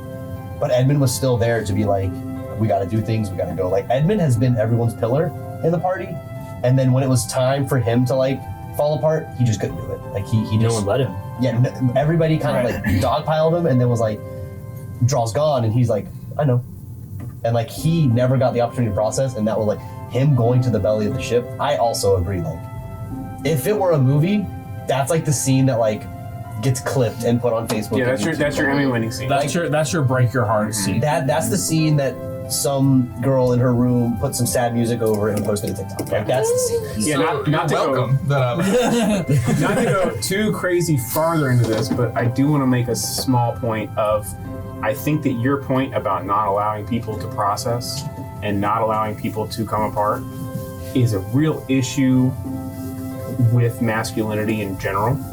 Yeah. I think that we're all younger, but I think we've all felt it at some point or another that you're the man, you're not allowed to fall apart. Right? And I don't think that that's got enough dialogue around it. And I love that that has now come into this D&D game. Like, Yeah. I mean, even in the game, like Yeah. you don't have the opportunity No. to do that. You don't have like the time. We're just on a ship being bombarded by fireballs. Like you don't have. Like literally a person made of fire is throwing fireballs. You don't have the privilege to do that. You have to keep moving. You have stuff to do. Like you guys are on a mission for the material plane. And I think the mental health of the party has been articulated through the campaign declining. You know what I mean? I think as a whole, you can see our characters' mental health slowly declining through the episodes. Yep. And that's not to say that's a bad thing, but we kind of made this campaign to be a little bit more realistic. There was not magic when this campaign started. Now there is. Now you have regular ass people going through an apocalypse. And it's I mean, Draw and Edmund were foraging for herbs and reading Yeah. before this started. We saw an albino alligator, and that was like the highlight of our fucking year. Yeah. You know, Like Draw's life. and I think it's interesting that it's not like like when you look at like apocalypse movies, like the young kid like becomes this hero, and it's like amazing for everybody. Like our characters aren't happy. You know, there has not really been a happy ending. Yeah. The blows have just kept coming. I mean, I know we beat, Yeah. at the very end of season 1, we do beat whatever zombie Kapoor, and that was fine. But I think that everybody was in a pretty dark place leading up to that battle. Like physically, like Bulgrim was lost. Arena had left. Draw had left. Jethro is like had too many voices in his head at this point. He's kind of losing it. He's given up all his power and souls to a demon. Edmund is considering selling his soul at this point. I think it's important to note that they're all where they are, not by choice. Right. They're there by necessity. Like Draw's dad got kidnapped. Like Edmund's family was in danger. No one wanted to do this. We're not adventurers, right? Like we're out of here in necessity, Right. all of us. So when we'll see what happens in season 2. I'm sure different folks will rise to the occasion, or folks will shift and change. Which even we killed Kapoor, which is a happy note, and then immediately following that, we turn around and there's just hundreds of rifts pouring otherworldly creatures out. And it's like, yay, we killed this one person creating rifts. We turn around and it's like there's 100 more problems now. We solved one problem only to release 100 more upon the world. And this is not even the first time we solved this problem. Yeah. all right, so I will give the next person the choice, Joey or Snook or Strickland. Who would like to go next? I can go. On what's your favorite part of the campaign? Yeah, my favorite part. Please make it a little more positive. Yeah, I will. I'm motioned out for a minute. I will say I kind of got two things. One, well, it's kind of the same. I have really enjoyed. I know they always say like cardinal rule in Dungeons and Dragons is don't split the party, right? And but I have really enjoyed. Not this campaign. Not in this campaign. I like when we have had kind of one-on-one or two, or like small kind of sessions. With different characters, because when we're all in one big group together, especially with the fact that we don't just sit around and chat every night, we're doing stuff, and so when we have opportunities to kind of like have these moments, Jethro and Fulgrim. I'm talking about my character, right? So, Fulgrim and Jethro have had moments. Fulgrim and Edmund have had moments. Fulgrim and Remdel have had moments. Thomas. So it's With other people out of Dominic's. the room, you mean? Yeah, with other people out of the room and in story, kind of getting a chance to kind of see how those dynamics shift and change. And it's been really funny at times. It's been kind of fun to kind of see those things happen. And then at other times it is heartfelt and fun and exciting. And as a specific way that we're playing this campaign where, like you mentioned, everybody else leaves when that happened, I really do have things that I've talked about with folks at this table between the two characters that no one else knows about that may come up again, which is kind of fun. So it's fun to have those little secrets, those little moments, those little things that you've done with other characters that the viewers all know about. And we can't. but It's not It's crazy all- the viewers know more than us. Yeah, Right, that's yeah. never happened. I mean, the viewers generally don't do that.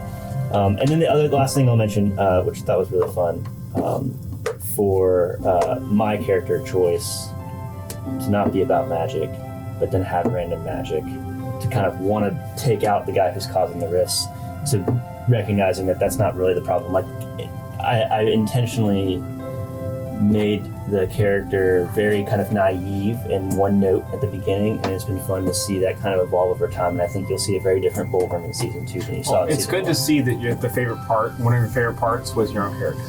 That's true. Yeah. I think that I was the best part of season 1. If anybody That's what I'm else saying. disagrees. But no, I completely agree with the one-on-one moments. Even if you watch films, if you read books, if you listen to stories, you cannot build a story out of a group of people. Right. The story is built off of one-on-one or 3 maybe people having interpersonal relationships, and that's really the crux of most storytelling is one-on-one relationships. Yes, you're a party, but you've got to find a way to break that down to tell a coherent story, because if you don't, you're not going to find the characters. And there's no secret. There's no character Exactly. like individual character relationships. I mean, there's been times where it's just been me and Neil in the room. There's been even- times where it's just been Joey and Chris in the room, and this and that. Like, I mean, that's what I'm saying. You're 100% yeah, right. reflects reality. Like you and my relationship, Justin, is very different than like me and Joey's. Right. We've been in different rooms. Been in different rooms at different times. Yeah, like, exactly. it's very different, and that needs to be reflected in D&D in a collective storytelling setting. And I love that the DM accommodates that in the terms of, okay, no, we're not just going to do this, okay, just character knowledge kind of thing. Nope, get up and leave. It encourages RP a lot too, Yes, it because does, a lot of the time in D&D, like, you're not supposed to know stuff, but you're overhearing it. So your character knows it, really. Yeah. But if you make them leave the room, you have to share. And it can come out differently. I mean, everyone's played the game Telephone. You might leave stuff out on purpose. You might tell it wrong because you don't have keen mind and the DM's not going to correct you. Right. Well, and that's like when Renee and Jethro raided the house. We didn't know that till 2 episodes later that they were the robbers. That was Another one of my favorite episodes. that I will was say, the going back, weirdest, that was the weirdest fucking above table, by the way. Yeah. the actual. Oh yeah, because you couldn't talk about. You guys had no idea, and all of a sudden I brought it up. They're like, "You guys did fucking what?" I think if I had to say that, the actual burglary was not the fun part. Even like what we did there, the fun part was lying to everyone. Not all, because like the thing is, we have a players chat that we talk in. Even in that chat, we're actively lying, like about what actually. Like it was such a lie that there was a point where I was like, "Wait, what did we actually do?" You get lost in your own I mind. kind of forgot my lie for a second, and then when it came out, they were like, "Wait, you guys did that?" We're like, "Oh yeah, we did. Oh yeah. That's right. We can actually say that now." And there's a thing in literature or movies. It's called dramatic irony. So, for those of you there, dramatic irony is when the audience knows something that the characters do not.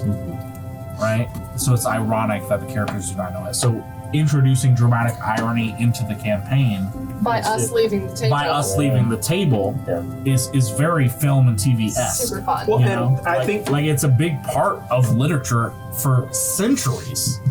my favorite part of those episodes is that Irene and Jethro never talked or coordinated that. They did. Unlikely duo. Didn't Yeah. say a damn Yeah. word. They just said, "Yep, we're gonna." They just kind of did like a knowing And nod, lied. and then lied their ass. Yes. Yeah, that was amazing. Well, and I think that they both had like an understanding. Because they had another one-on-one, or I guess kind of a menage a trois with Remdel Nice. on the ship. That's a On the threesome. ship. French for threesome. There had been some like Throuple. yeah, a throuple. Still doesn't make sense. That just adds emotions. No, on There was a Ruby's, 3-person meeting. Sounds like a threesome with extra steps. Yeah. Right. so I remember distinctly on Ruby's ship, and this is another one of my favorite parts that I'm now remembering. On Ruby's ship was when I was. Snook hadn't even gone once. You got Yeah. like 4. Well, I have so many. I have 0 regrets. Choose 2 characters worth. That's Yeah, right. 2 characters worth. That is true. And Snook, this could be one of your favorite moments too, is when I was shaving Jethro's head. I think Now it she's was. speaking for you. All right, anyway, that was Chris Snook's favorite. Wrap it up. But it was just fun to have that small interaction and then like kind of a much larger thing. Well, After in that, it. We got in some that, great art out of that yeah. In that interaction, because the whole crux of that conversation was, Arena was the only one, and this if we do get to it later, like everyone's kind of character development, if we cover that topic later. This was a big part of Jethro's character development because Arena was the only one who, when given the concept of Jethro is evil, didn't say, well, we can fix that. She said, what do we do to manage it? And instead of saying we need to make you a good person, it was, how do we help you control that chaos? How do we target it? Yeah. Yeah. And so it was literally where we said, Kill him. it's okay to be bad. It's okay to have bad intentions if we're doing them for the right thing. So we came to the agreement. I have to kill people. Yep. It's what I have to do. I have to kill people and collect souls. She said, I want to eliminate the bad in the world. Let's target and kill bad people. Problem solved. And so when it came to, that was like the seed that was planted. And then when it came to the mansion, it was like, we're doing this to potentially save Desiree's life, someone who is our only ally right now. Yep. It's evil, but we're doing it with good intentions. Now down the road things change, but it was very much like that was the seed that was planted in the conversation. And then in game, it was like I think a few episodes later, but out of game, that's like 2 months later. We actually saw that come to fruition, where they kind of like, gotta do what we gotta do. Fun stuff. Now it's Snook's turn. Now it's Snook's turn. I hope you got a good one. Yeah, you gotta have. I give you a lot of time to think. Say. I bought you some Yeah. extra time. So yeah, I don't know. Between everybody's comments and stuff, as a player, it's all been mentioned. The player growth, the moments that pack a punch down in the belly of the boat, and talking with Jethro the first time, and looking over and seeing Cat's eyes, and talking to Avaricia, and then so Remdel as a player, his favorite moments were the fight in the arena, withdrawal, and then seeing now he knows was his mom through the portal that I saw through sitting in Avaricia's throne. So Remdel sees that. Now, he's gonna be thinking, shit, now I gotta, the little bit she said in the one-on-one, like, damn, like this is real. She has real power. Now it's time to really, because he's been kind of timid with everything and hasn't been much of a talker, and I kind of built him that way because I know we have some very charismatic people here, and so to have someone for long. to sit in the background and be kind of that frontline shield, Social that capitalism. right? But I've just enjoyed, the fact that this has been a constant thing even through COVID. The player growth, even the interactions have become phenomenally more natural. Like as something comes up and Jethro does what he does, we're just like, that's Jethro. Yeah. And then Bogrim goes crazy and we're just like, okay, well, we're gonna adapt. And Edmund's the way, one of my ultimate favorite as a player is the way Edmund has been morphing things, like throwing snowballs or throwing the rock and just Changing the damage. yeah, type, just but that using right the there environment. for me is just whether I mean I don't know if you think about it ahead of time or whatever, but for me, that type of just taking the environment and building it in is phenomenal. So Completely agree. That improv for that, and not everything is okay. Well, I wrote this spell. I'll roll this dice, kind of thing. Right. This is one of my favorites. We had to even figure out what we could cast at first. Right, I remember yeah. just experimenting like at the That's been monastery. very different from a D&D perspective, and Yeah. we've talked about it a couple Yeah. times in the above table. So that's been very different. Chris Strickland, DM. y'all I can't change. Truly a part of all of the moments. part of all the moments. Besides your interviewers making more work for you, and all of the editing, what was your favorite part? Honestly, I think y'all mentioned pretty much everything. I like. It's a cop out answer. Need a real answer. All right. Charisma needs to dial up. Some of leadership can make it a 22. I'm just throwing that out there. So, probably my all-time favorite. I've only rewarded inspiration once, and we've already mentioned that. These two in their Razim conversation, it probably hit home run in the RPG department. Yep. That is probably my all-time favorite, but I enjoy the one-on-ones, little side conversations everyone has, the little RP that everyone does as a group, or on the side. It's always the small things. Yeah. So that is my all-time favorite. Is a little bit of everything. That's fair. Catching Yeah, each other. I forgot to mention that as mine as well. As far as the one time inspiration has been given out was with us with receiving the Yep. room. I think Hannah mentioned that, but that was a great moment of touching the door. Yeah. Dude, So Bulgrim could can't not get remember. I in just can't because I remember. cast a movable object on the door and he's hammering it away. With He just broke it his apart. axe. Still Yeah. in the same place, but it's broken apart. No, I know, but like That made it so that sweet. moment could be in a film. You know what I mean? Just like let And I us in. think let they us made a in. film out of that, right?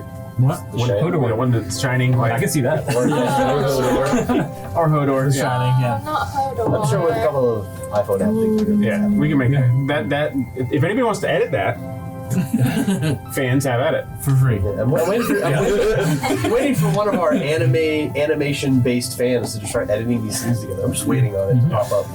Oh, man. So we've added in a lot of amazing moments in this campaign. What's your so favorite, far. Alex? Oh, my favorite. Honestly, truthfully, the moment where Edmund shut down hit way too close for home for me.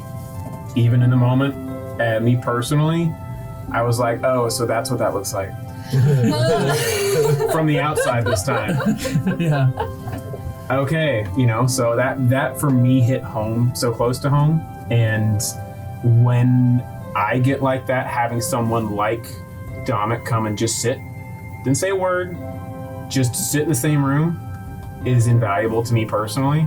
And I know that probably came out when we had a discussion about it earlier, about how personal it is for me. That was my favorite moment. Nice. I think we all took a huge emotional that's the first time I feel like at the end of an episode we all just kind of sat there for a second Oh yeah, absolutely. we That all was the kinda quietest y'all were yeah, after like the the episode. like Chris goes, and with that we're gonna end tonight's episode, and we all just kind of sat for a second. We're just like, damn, that was deep. So I will say, with the mental health aspects that are coming to fruition for all of the characters, I expect, and I know that the players will come up with this organically in terms of the story, I expect that's pretty much how season 2 beginning is going to go. There's going to be somebody that breaks bad. It's like the Right, it's beginning gonna of Endgame, right? Where in Yeah. the Marvel universe, where everybody is like, we lost, we did things Yep. did not work out. So I'm very interested to see that, but I don't want to spend a bunch of time on it, but I do, and I know that we've been here for a while, but I'm having a great time talking to you guys. So I don't want to harp on it, but I also do want to talk about what is your least favorite moment for the game. They used to drink. How about our just first recording of episode 1? Oh yeah. Oh, The forgotten tapes. That's probably everyone. that's, Forgotten tapes that we TPK the entire party. yeah, that's never aired. No, it never but will. It was. We'll never see the light of day. It was a clusterfuck. And I'm very comfortable saying that. That it was an absolute clusterfuck. And when we ended that episode, we all said, nope, we need to redo that. And that is the only time that we have done that the entire campaign. Was the first episode. It was so unforgivably bad that we were all just like, none of us are happy with that. Yeah, so I believe, just so everyone's aware, that episode that we recorded was supposed to be the party ran from that, what is it, Nightwalker, I believe? It was a And giant Some shadow giant beast. thing that reminded me of Kingdom Hearts. Well, his CR rating was 20, and these guys were level 0. Yeah, We and were we tried to fight it. Yeah, We were literally coming. Yes. And they went straight We on. were level 0 at that. They're like, all right, I guess you're rolling initiative. Well, we redid the whole thing, and that's what you saw. The heavily doctored version. By me. So behind the scenes, I actually didn't know about that. No? There. We recorded a full 3-hour episode, and at the end of it, we all looked at each other and said, "Nope." Yeah, Another one. It was bad. My least favorite episode was the episode with the 45-minute long argument of what are we gonna do next? That 45-minute argument was actually an hour and a half.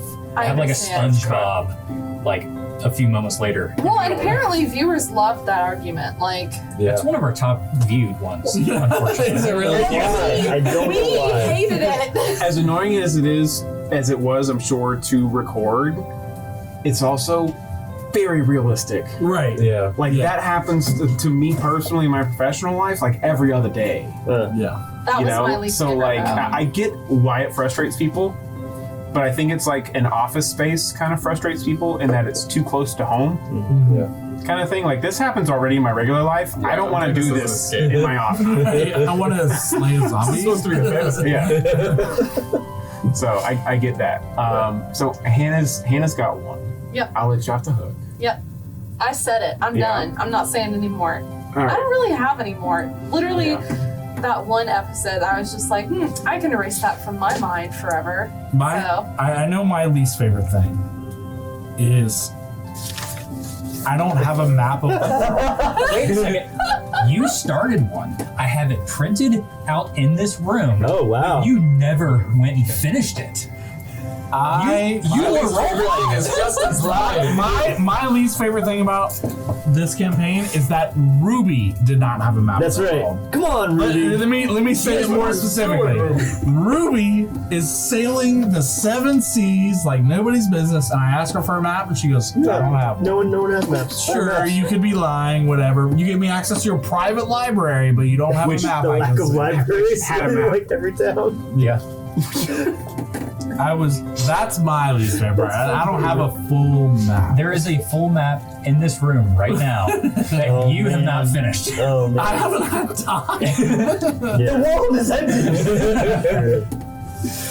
All right. Sant'Angelo.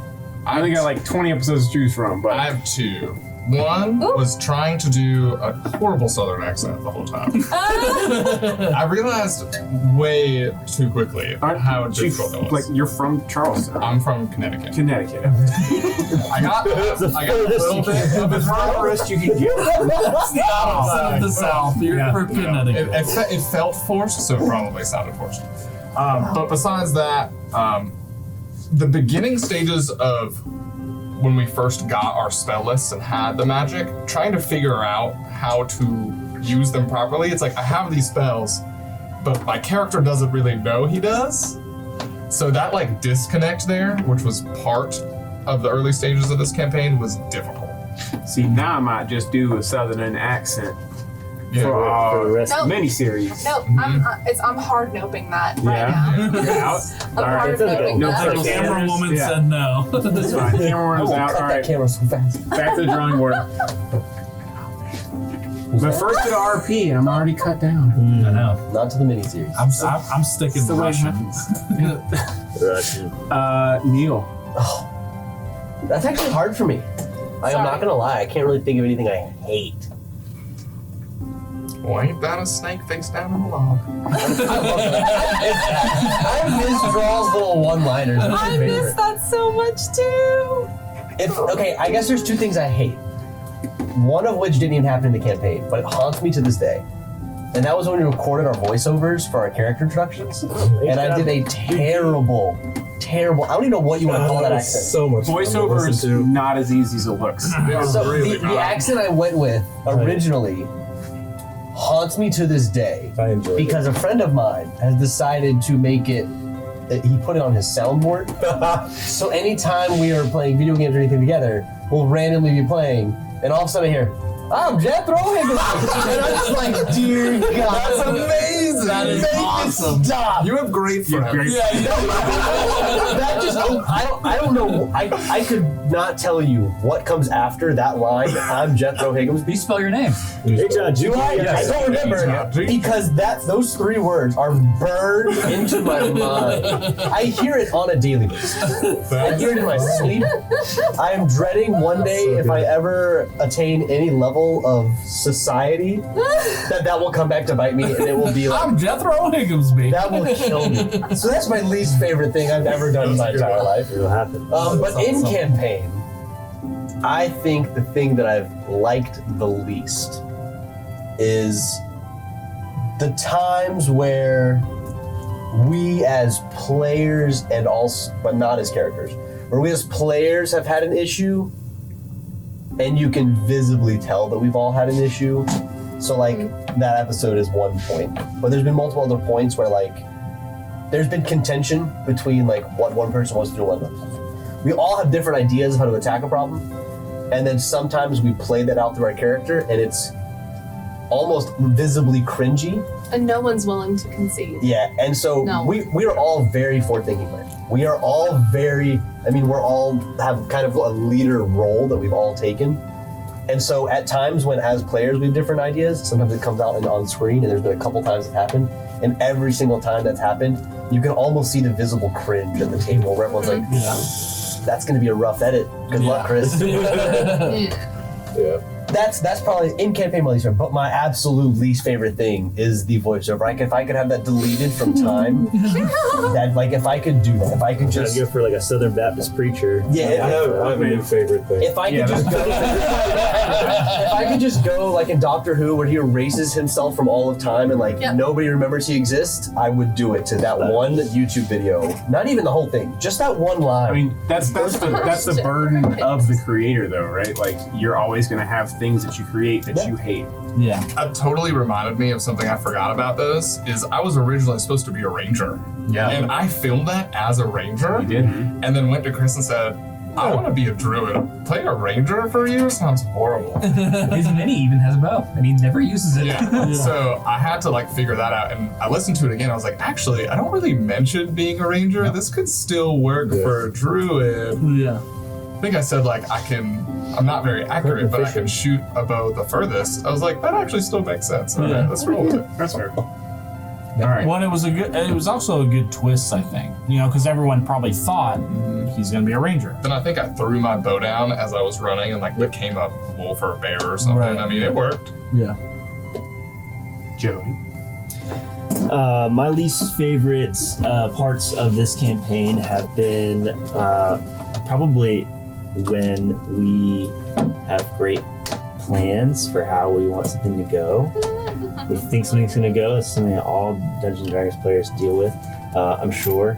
It's not just D&D. It's not just D&D. It's real all life. kinds. It's real life too. But you think you know how something's going to go. You plan. You're like, we're going to do this. We're going to do this. This is going to happen. We've created this whole scenario in our heads about how an encounter is going to go. And above table, sometimes we even chat like outside of game about like, what do you think we should do next week? Like, how do you think we should handle the situation that we're about to go into? It's more of like, what do we all want to accomplish? Right. And then the DM just destroys every ounce of planning we put into it. Is So this all the mercenary thing? I'm still on the mercenary thing. The mercenary theme was kind The of mercenary thing made me very mad because I was like, "Oh, sweet, we got these mercenaries. We're all gonna get connected to them. We're gonna build these like things. We got stat blocks for them. You handed out stat blocks for these guys, Bob, And at the he beginning of the sniped them episode, off. and then in a minute they were gone, and we were like, "Oh, so that whole then that's not gonna happen now." That was hilarious. Or like the Osos thing, we're like, all right, we're gonna hide out here, and we're gonna all look like cultists. We're gonna go in, and we're gonna pretend like we got the ring, and we're gonna try to. And then we look out our tent, and he's just standing there staring at us. Well, All y'all did not hide at all. Right.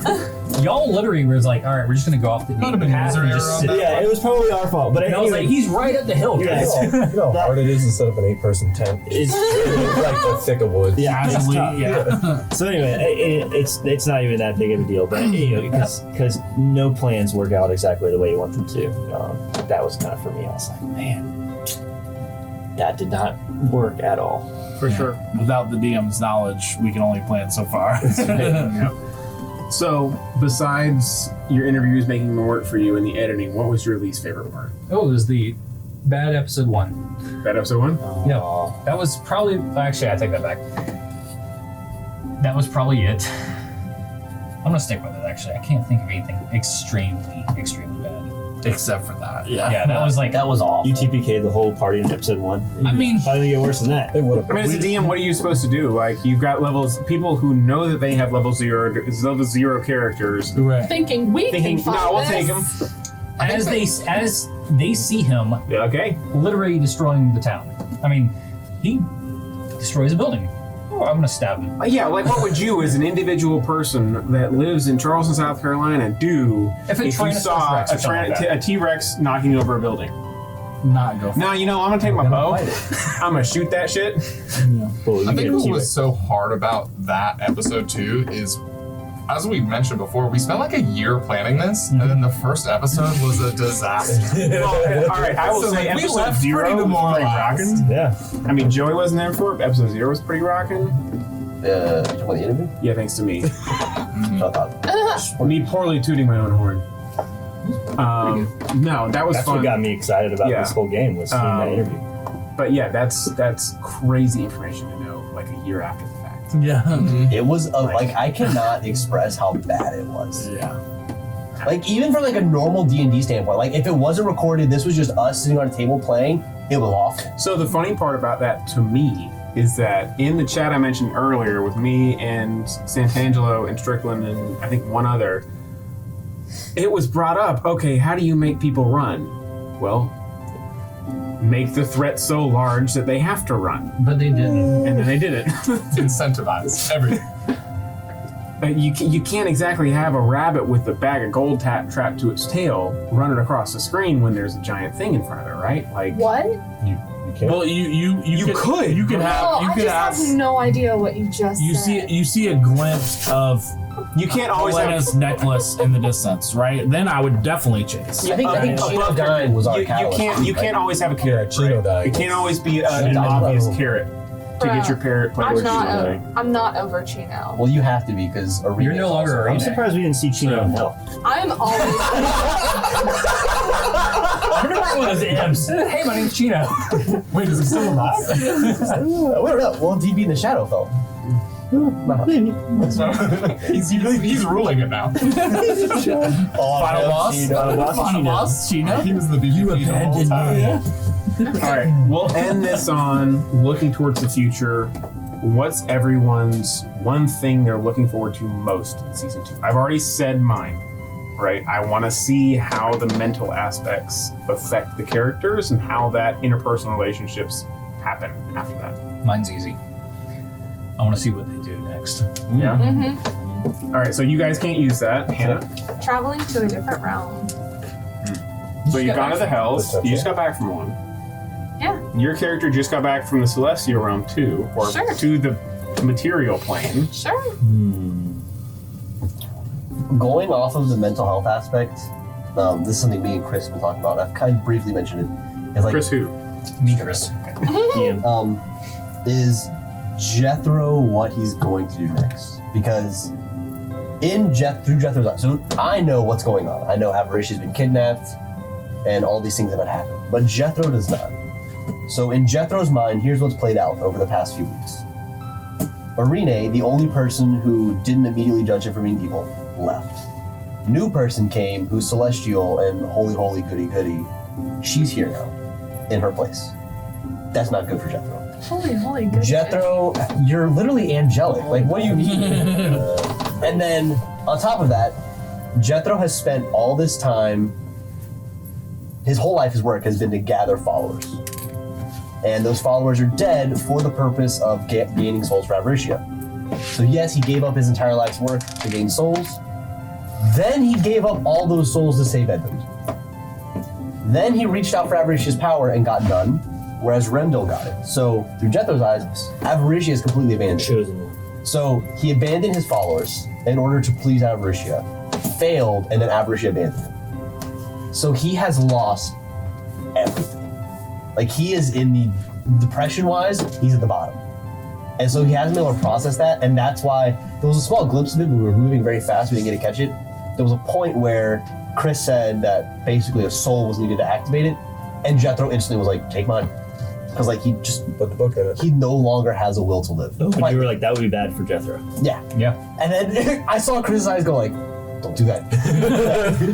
Well, it almost happened. Yeah, and even then, like, Jethro has quite literally lost the will to live at this point because everything he's been working for has blown up in front of him, left, or he's been forced to bargain away. And you're like dealing with demons, so what do you? Yeah, they and- don't care. And it's like, the one thing he was working towards was getting power from Avaricia, and she's abandoned him.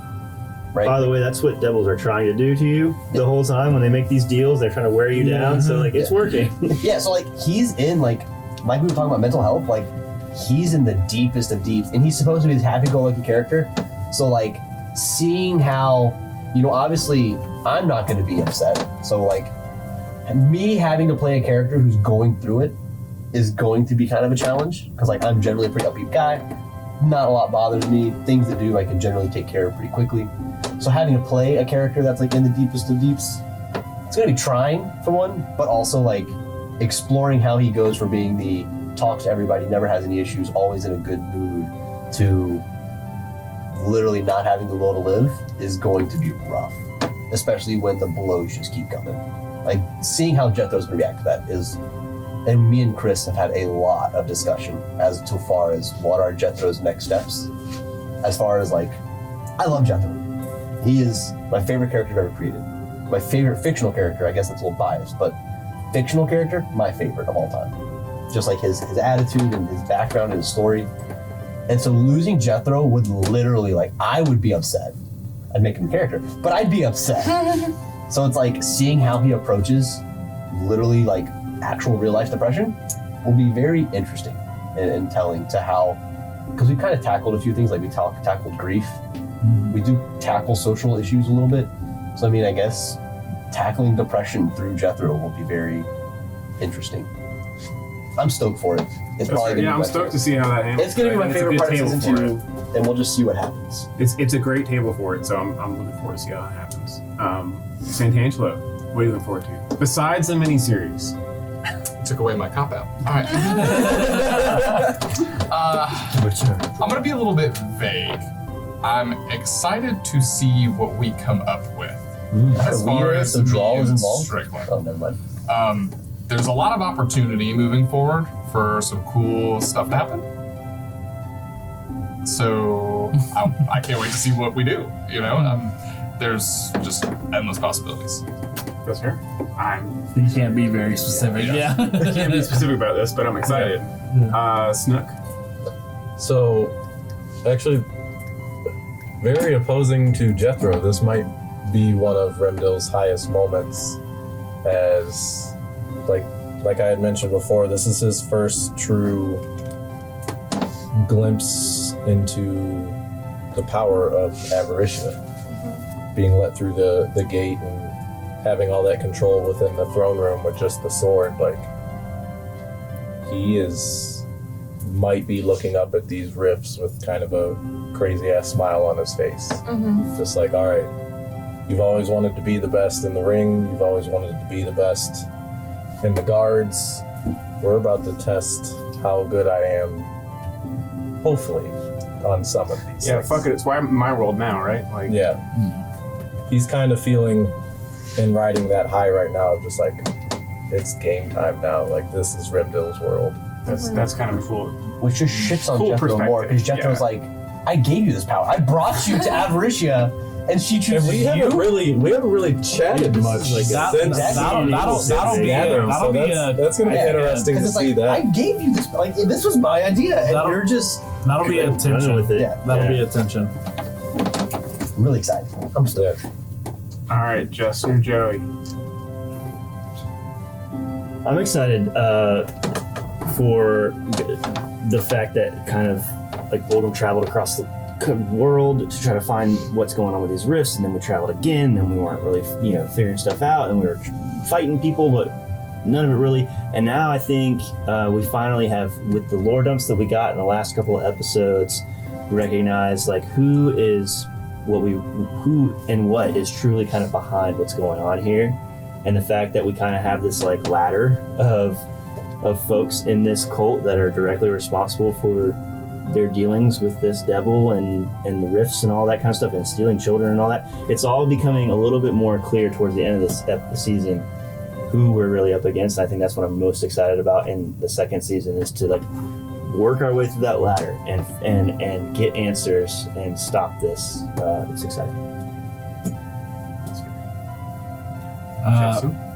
For me, I'm most excited about, and it's kind of going off Neil, like what my character's gonna do. You know what I mean? Like the RP side of it is super fun for me, and finding those ways, improv moments that a lot of you have liked, and seeing these 100 portals open.